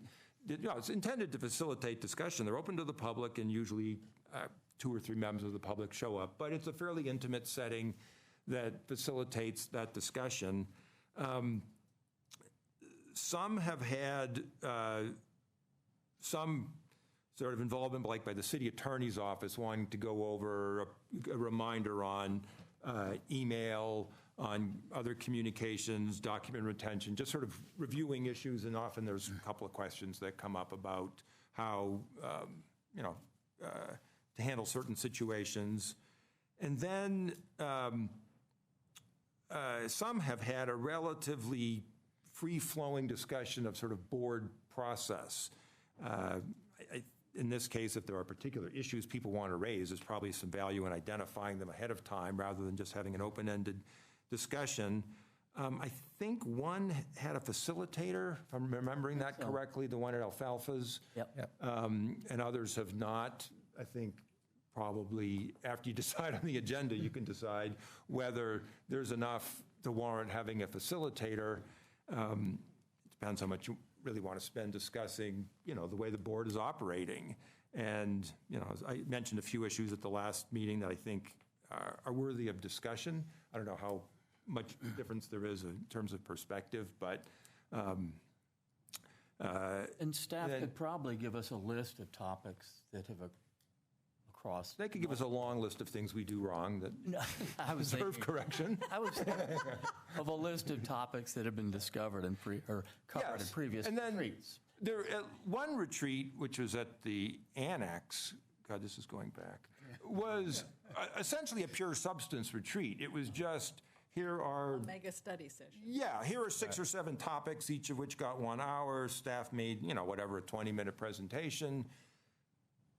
Tom, one at Chautauqua, I believe, when I first started, was about sort of long-term thinking for OSMP operations and how to give the board more of a sense of that, like how we were operating with our capital. So it was like a space to have a more informal discussion about things like that. And one thing I would suggest is something we don't tend to discuss, except it comes up in the context of the master plan, but is for the board to do what council typically does, which is sort of to define your priorities on, what you'd like to achieve over some, sensible time frame. I think that's a worthy discussion to have. We are somewhat reactive to the needs of the moment, but not totally. We do some good long-term planning, but I think there's value in having the board just discuss, well, what do you all see as the priorities that, you'd like to get done over some time frame. So my guess is there isn't a lot of need for a retreat where 4 or 5 substantive topics that you need staff presentation on. I feel like the board's pretty up to date on most of those kinds of issues, but something may come up where they say, I'd really like to spend an hour talking about something that for some reason is better discussed in a retreat setting than in a public meeting. I think in general, if you want to talk about a substantive issue of open space management, it ought to be at a public meeting. Yeah. The public is invited to, that they can comment on, that it's videotaped, that doing a lot of substantive discussion offsite doesn't feel quite right. Yeah. There may be, again, narrow circumstances where you're really just trying to educate yourselves on something, but those discussions almost always turn into substantive discussions of what do we want to do about it. Right. We certainly can identify issues that we think we need to worry about, but it won't be an hour presentation on that issue, unless Dave's got other problems he didn't solve during his... So if that proposal makes sense, then the task is to have 2 people volunteer, and I would think they could then work with staff on figuring out, probably you'll want to just do a doodle poll, maybe on timing of the retreat. But that would be a good approach. Before we do that, Tom, sure. Can I just jump in real quickly?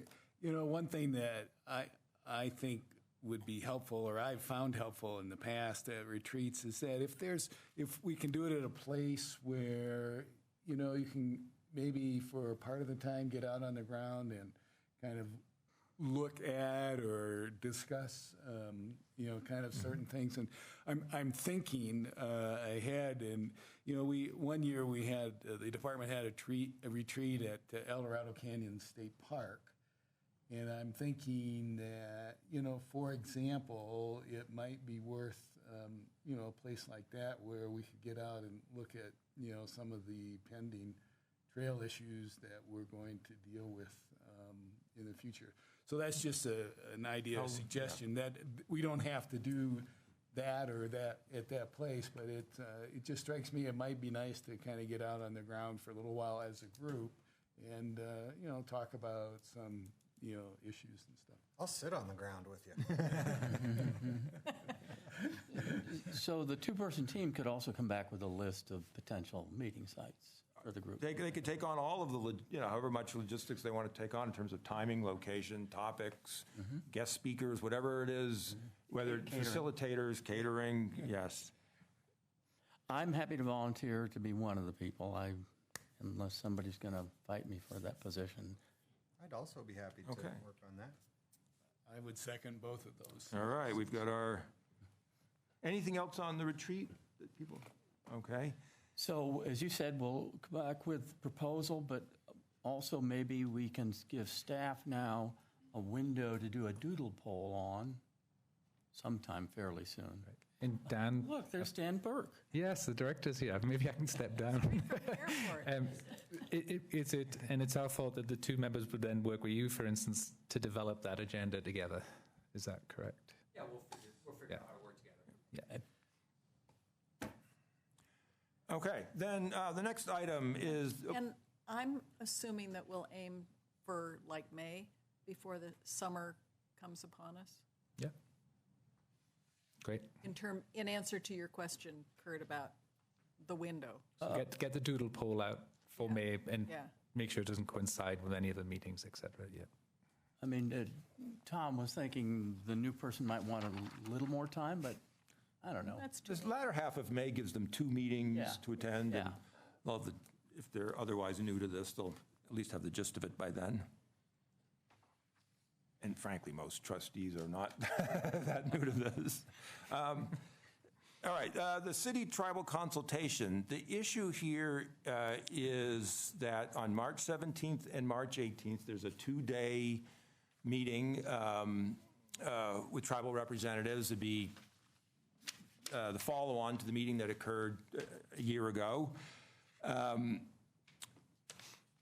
last year's meeting, Karen and I were responsible for covering it. It's critical that we have trustee representation there. There is, as you probably know, but we didn't say anything. There was no substantive participation, but there is an important ceremonial aspect to this, and each, the council was for much of the time represented by the mayor, the city attorney's office by Tom Carr, the city manager's office by Jane Brodigan. The department was represented by Dan and Phil and Christian and maybe others as well. But, there was very much an effort to have, strong high-level representation. So I think it's critical that we have representation. I don't think it necessarily has to be, one person who covers both days. I think there's actually value. It's an interesting experience, and I'd encourage people to, if you have the time to, we can only have 2 at once, but there's value in observing it. Is there a specific date we have? Yeah, it's March 17th and March 18th. March 17th, I think, is mostly a field trip. Jewel Mountain. Yeah, but there'll be the field trip is open to the same group that is attending the rest of the meeting, I assume. Is the field trip actually a public, is that open? I'm assuming it will be just like last year, in which the first about 2 hours of the meeting will be open to the public, and then we'll be going into a closed session and moving into the agenda portion of the retreat. And the first day, from about, right now, the proposed agenda, and I'll say proposed, from about 10 o'clock to 3 o'clock is a field trip portion. And depending on the weather, if the weather works out fine, it looks like Jewel Mountain will be the focus for that field trip. We'll be looking at the weather and have a couple of backups, and we may actually be inside if it's a really inclement day. But you're right, the first day will be focused on Jewel Mountain as a field trip for that middle part of the agenda, which will be within the closed session of the meeting. So, Dan, were you able to get an answer to the question of when my term ends? The reason I ask that is that March 17th, so there's a meeting, the tribal consultation day 1 is March 17th during the day. Then there's the council meeting to appoint new board members that night. Yeah. And then there's obviously there's day 2. So the appointments are at the evening in between the 2 days. Yeah, I haven't been able to Okay. confirm it, but I'm highly confident that if we say March 31st, that's when it will be. okay. And I will confirm that. So Open Space is hosting the two-day event?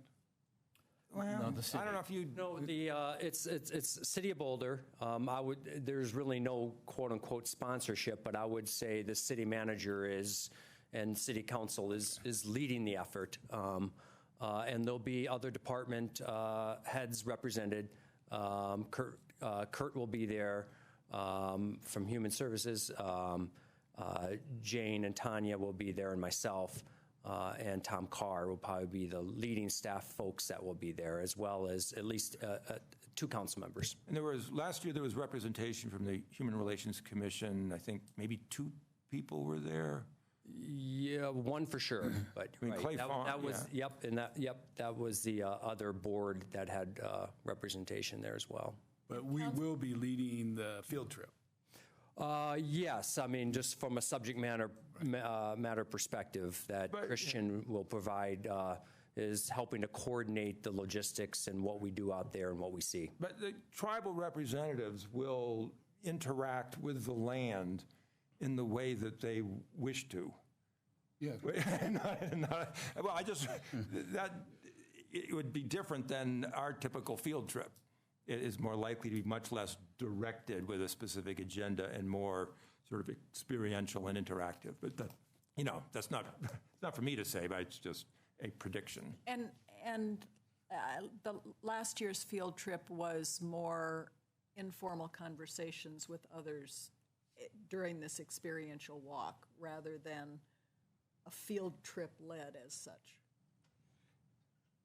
And Tom, you said last year you and Karen covered both days, is that right? I covered, I think, a day and a half, and Karen. We sort of rotated. I see. And the Yeah. council members try to rotate it. Yeah, almost every council member attended, almost all of them attended at least part of it, but I would say the mayor was there a large chunk of the time, and there were several sort of distinctive kind of ceremonial moments when the mayor was there. Yeah, and I think council probably will formalize what you are doing tonight. I think February 11th, they're going to take a little bit of time at a study session, which is dedicated toward the Transportation Master Plan, but they're going to set aside some minutes ahead of that at that study session to look out the logistics for them and to talk about protocol and what it's all about and do some re-education. So February 11th is when council will be sort of having this type of discussion. So I guess this does occur during the daytime, and so maybe the initial question is there anyone who, either for personal preference or for work or for whatever reason they don't need to disclose, doesn't want to attend? Because if all 5 of us wish to be involved, then it's just sort of splitting it up. Is there anyone who doesn't want to? Is it your feeling that the chair should principally be representing us? What's your Well, I think the chair ought to be there at the beginning as they sort of do the initial introductions and for some meaningful part of it. I don't think people are standing that much on ceremony, that they're not, frankly, we're not the ones who are the focus of the discussion anyhow. And so some coming and going is not. And the other important thing is that there are background documents about protocol and proper behavior and ways of addressing people and so forth that are given out ahead of time to read. And last year, I don't know if this is going to be repeated. Last year, there was a meeting that everyone who was planning to attend was supposed to attend, hosted by Ernest House, who was, some of it was walking through just sort of here's what's going to happen, but some of it was more in the nature of sort of sensitivity training about, how to behave and what, be aware of this, be aware of that. And it's not. Yeah, those are the do's and don'ts that might not be obvious to everyone. That's right, and it's not formalized yet, but again, that February 11th study session, they may use some of that time for exactly that, or they may want to do something separate like they did last year. So once I get final clarification, if February 11th turns into that sort of do's and don'ts, then I certainly want to get that word out to you all to attend that study session, be in the audience so you can kind of hear what council members are going to hear. If it's an off-site out of a regular meeting day, I'll certainly pass that information on to you as well. And I will say, in case anyone's concerned, that we were told in the sensitivity session not to look at our cell phones, that was a big no-no. I did observe that, that the tribal representatives were very actively using their cell phones. And so I would say I think in general, we ought to, not be staring at your cell phone. But if someone were saying, geez, I'm not sure I can attend because I really do need to check email once or twice, I would not let that stop you. Obviously, you step out if you need to take a call, but I wouldn't be overly strict about no electronics. The other thing to keep in mind as far as when you want to attend and which pairing. So field trip focus for day 1 with hopefully to wrap up the conversation on renaming of Settlers Park. Day 2 looks like when we're going to get into the substantive MOUs that we have existing with the tribal governments and any proposed amendments to those. So day 2 is a little bit more focused on the agreements and changes to those agreements that are up for discussion. And so depending on interest and who you think ought to be there for those various portions might be another thing to consider how you divide yourselves up. And Dan, are some of the changes to agreements likely to affect our resources or involve our participation? Well, I would say that a good part of the agreements is on the open space lands, so certainly. That's what I figured. Okay. Yep. So Dan, is the 2-person limit for council and board, is that city protocol? Or I guess why is it not okay for us as a board to, if we wanted to attend the meeting? Yeah, I'll get clarification. But I believe it's the same as just a sunshine law, that this is a public meeting of the city of Boulder, but you can only have 2 council members there or 2 board members there. Otherwise, it's public in the sense that it's an official city meeting, right. But it is closed to the public. The public can't. The public isn't there. The room is physically closed to the public. So if you had 3 trustees attending a city-sponsored meeting, that by definition the public can't we hear that don't discussion. Do executive sessions here in the city. We can't notice the meeting because it's closed. It's closed. They'll know we're there, but they're not. Okay. Given that it seems like we have unanimous interest, do we wait until a more agenda is, and you can fill us in on those details, and we'll make sure we attend this important event? Sure. I think, though, I think it is, unless things get changed, the proposed agenda is for day 2 to be the MOU focus, and day 1 is, we heard expressions last year that they would like to get and learn the system, learn more about the system and some of the cultural aspects of our system. And so that's why day 1 is more field trip orientated and wrapping up the Settlers Park. So I would feel fairly confident that that's going to hold in spirit, as day 2 is going to be more of the MOU focus. So why don't we each email Leah with our, you've got 2 days, morning and afternoon of each day. What you want, what you don't want, and that will at least generate a proposal. And we can. It's 2 months from now. There's plenty of opportunity to switch around if somebody has to make a change. But rather than take up more public time, just email Leah and put that together. All right. Does anyone else have another topic under matters from the board? I do. And I want to let the board know that in the last week, I've talked about the CU South flood mitigation to staff in planning board, utilities, and open space and mountain parks. The reason why is I have repeatedly heard descriptions of the February council meeting as one that will discuss the 100-year option, the 500-year option, and something in between. And I didn't hear anybody mentioning all of our issues that we itemized at our September 11th meeting in response to council's request. And in addition, a friend got the engineering consultant contract, and the engineers in their work have not been requested to do anything that has to do with our September 11th list either. So I was asking staff about the degree to which the February council study session would address those items that were important for OSBT. And in a conversation today with John and Joe, Joe said that the format for the meeting that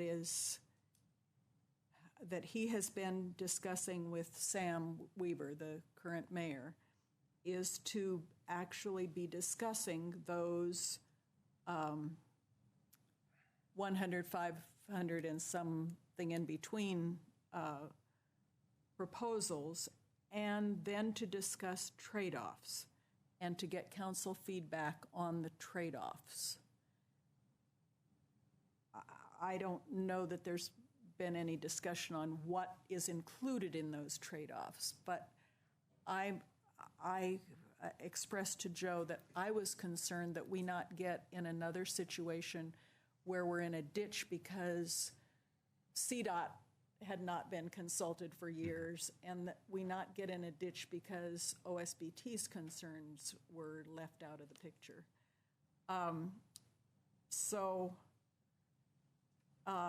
I just wanted to make sure that you all knew that I had those conversations, and I don't know what more to say about it than that, but I appreciate that. So maybe a question. Will either of you or both of you be physically at the table during the study session? Is OSMP going to be represented? I realize you'll be in the room, but.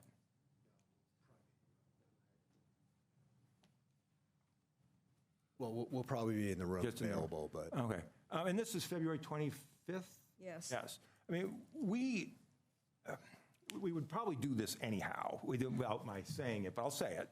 I mean, we ought to be represented, I'm sure we will be, and that to the extent council starts asking, well, what did the board mean by this?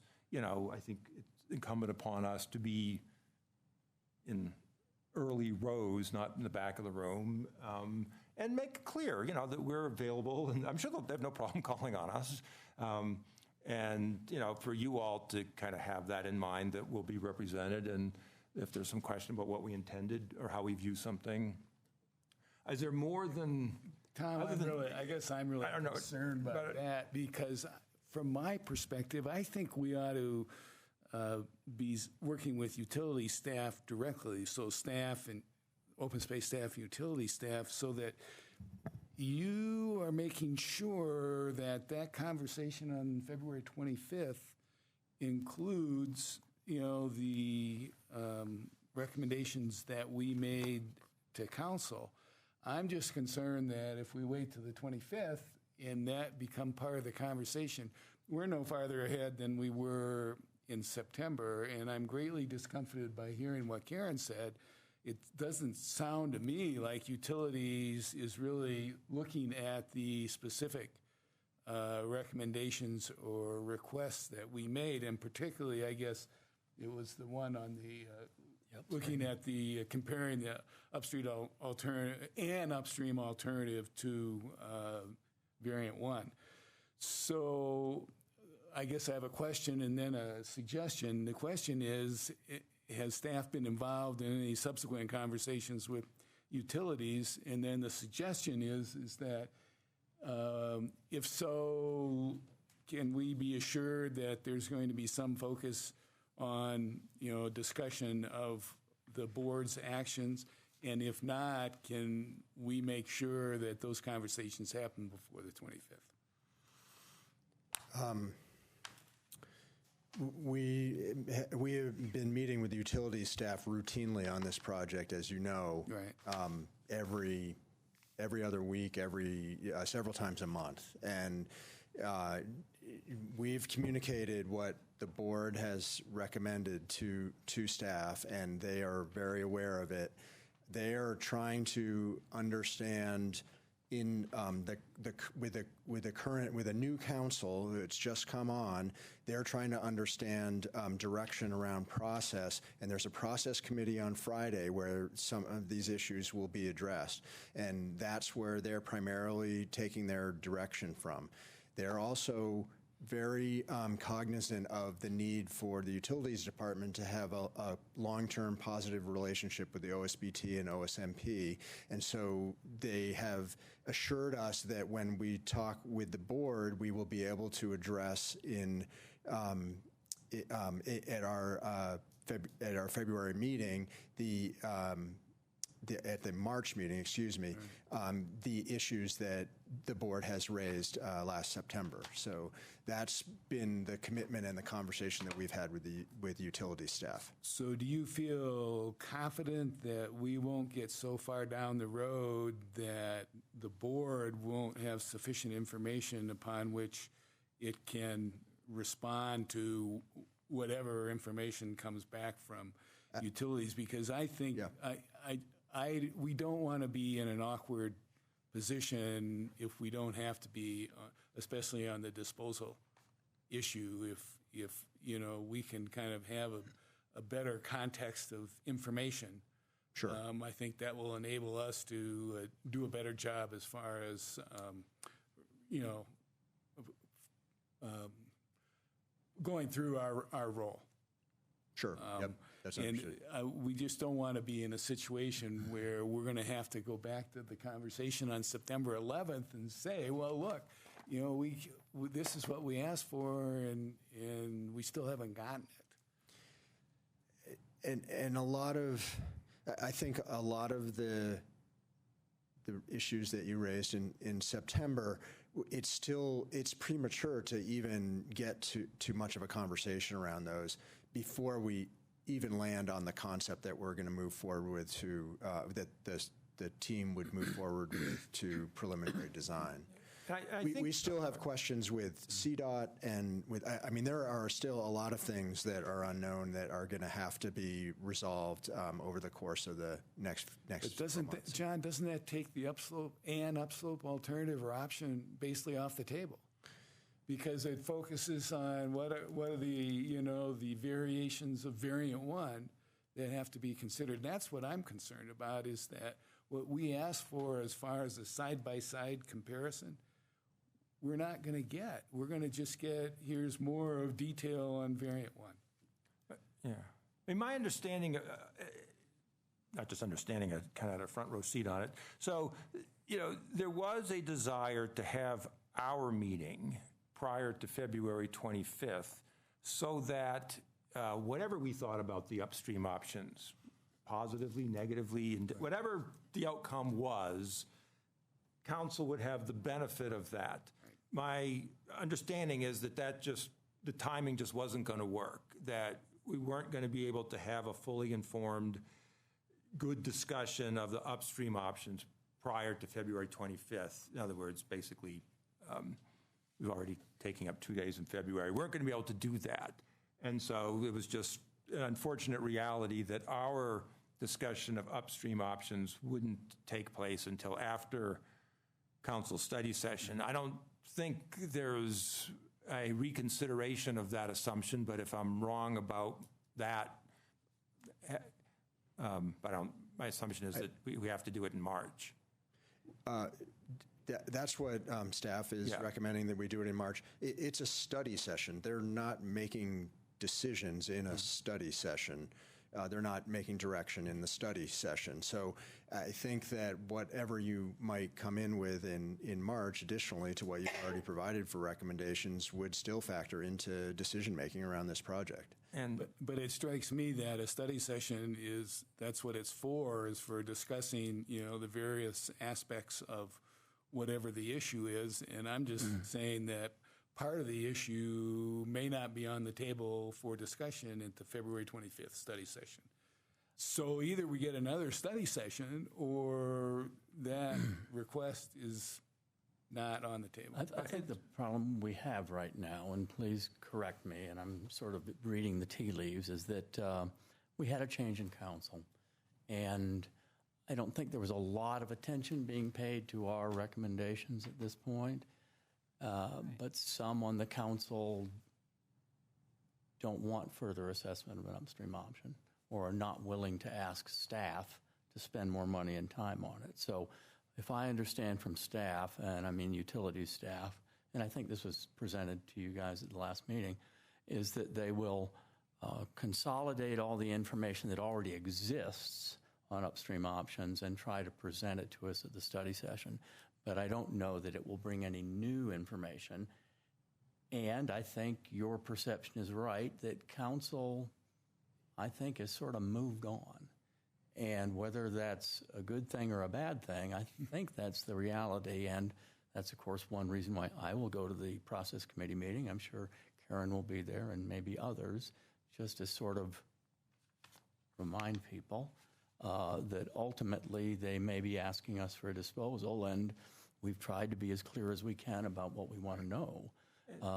But I don't know what more we can do right now. I feel as uneasy as you do. And from my conversations, I think those who I've spoken to, they know that, and they've insisted that we are having a meeting to discuss and focus on the upstream issue.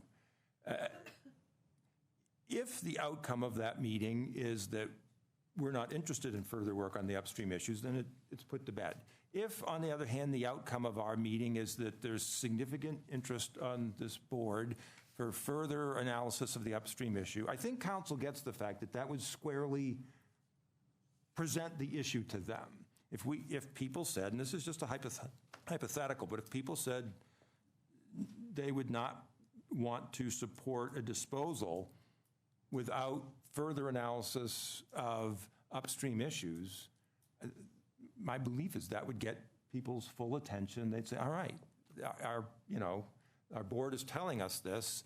And probably ask what exactly we want. Right. It would be incumbent upon us to specify, well, what do you mean? What kind of, is there a particular upstream alternative that we're especially interested in? What kinds of analyses? I mean, that would be a fair question to pose to ourselves. But I think we've done that. I think we did that in September, Tom. There's a strong feeling by some that the information that utilities has not really been pulled together into a single comprehensive way, and that after we see that, it may resolve our concerns. It may not, but I think there's a feeling that without spending a lot of utility staff time and money, that pulling all of that together in one place may influence our evaluation, either to completely resolve the upstream issue, or if not, to at least focus it on maybe a narrower set of upstream options or a narrower set of issues that we're particularly interested in, so that, then council has to make a decision. They can authorize utility staff to spend additional resources evaluating that, but we will have spoken in a more direct way and in a way that answers the concern that some on council have, that there may be information already out there that we haven't fully considered. But Karen's conversation suggests that utilities isn't headed in that direction. No, utilities believe, there are those who believe that the information that is already out there will be meaningfully helpful to us. You're right, they're not but that's my... I take a somewhat different view on this. I feel that this board has used the formal channels of communication totally appropriately on this issue. I presume that City Council is as interested in what we discuss as we are in what they discuss. And I don't see how we can steer engineering projects as OSBT members. They will perceive what we do within that context, and we all move forward. I'm just not worried about it. John, are any of the items that are being presented to council as trade-offs, do any of those include any of our September items? I don't know. I have not reviewed those with utility staff, but I could sit down with them before that meeting and try to understand it. I mean, I'm fully aware that our list of items from September includes some that are much further down the pike and some Right, that are right. much closer Mitigation plans to and things like that. decisions now. Yes. And I'm wondering if the things that are closer to the decisions that are being made now could in some way be incorporated into the trade-off discussions that council will be having so that OSBT issues are at least as appropriate represented in the discussions at the study session. I can do my best to have that conversation with the staff and see about exactly what you're suggesting. So, Karen, my discussion from the last process committee meeting with Joe suggested that they were looking quite seriously at number 5, for example. 5 is where we said, hey, if you could consider these things, each of them might reduce the footprint of the flood wall.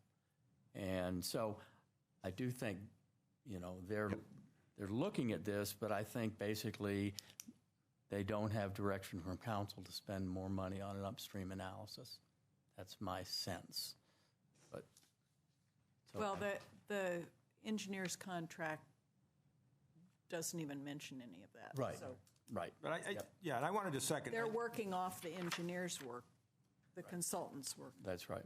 I think, what Hal said is exactly right and much more concise than the way I put it, that if we conclude more work needs to be done on upstream issues, then we'll communicate that to council in the statement that we draft at that March meeting, and trust that in time we'll get the analysis that we ask for, that they'll respond appropriately to it. So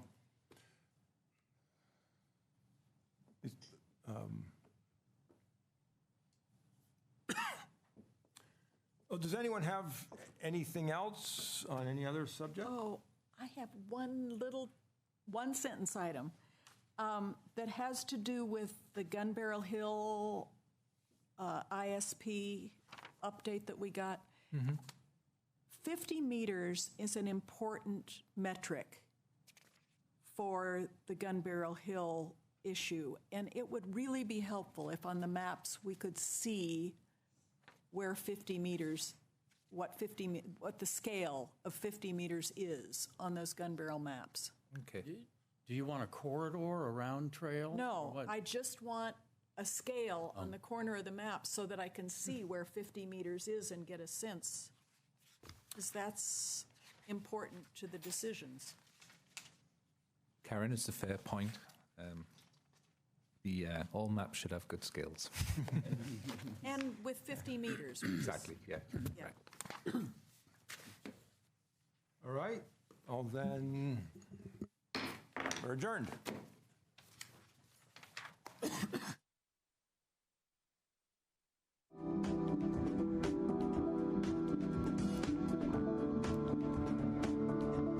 Live from Paris, on France 24.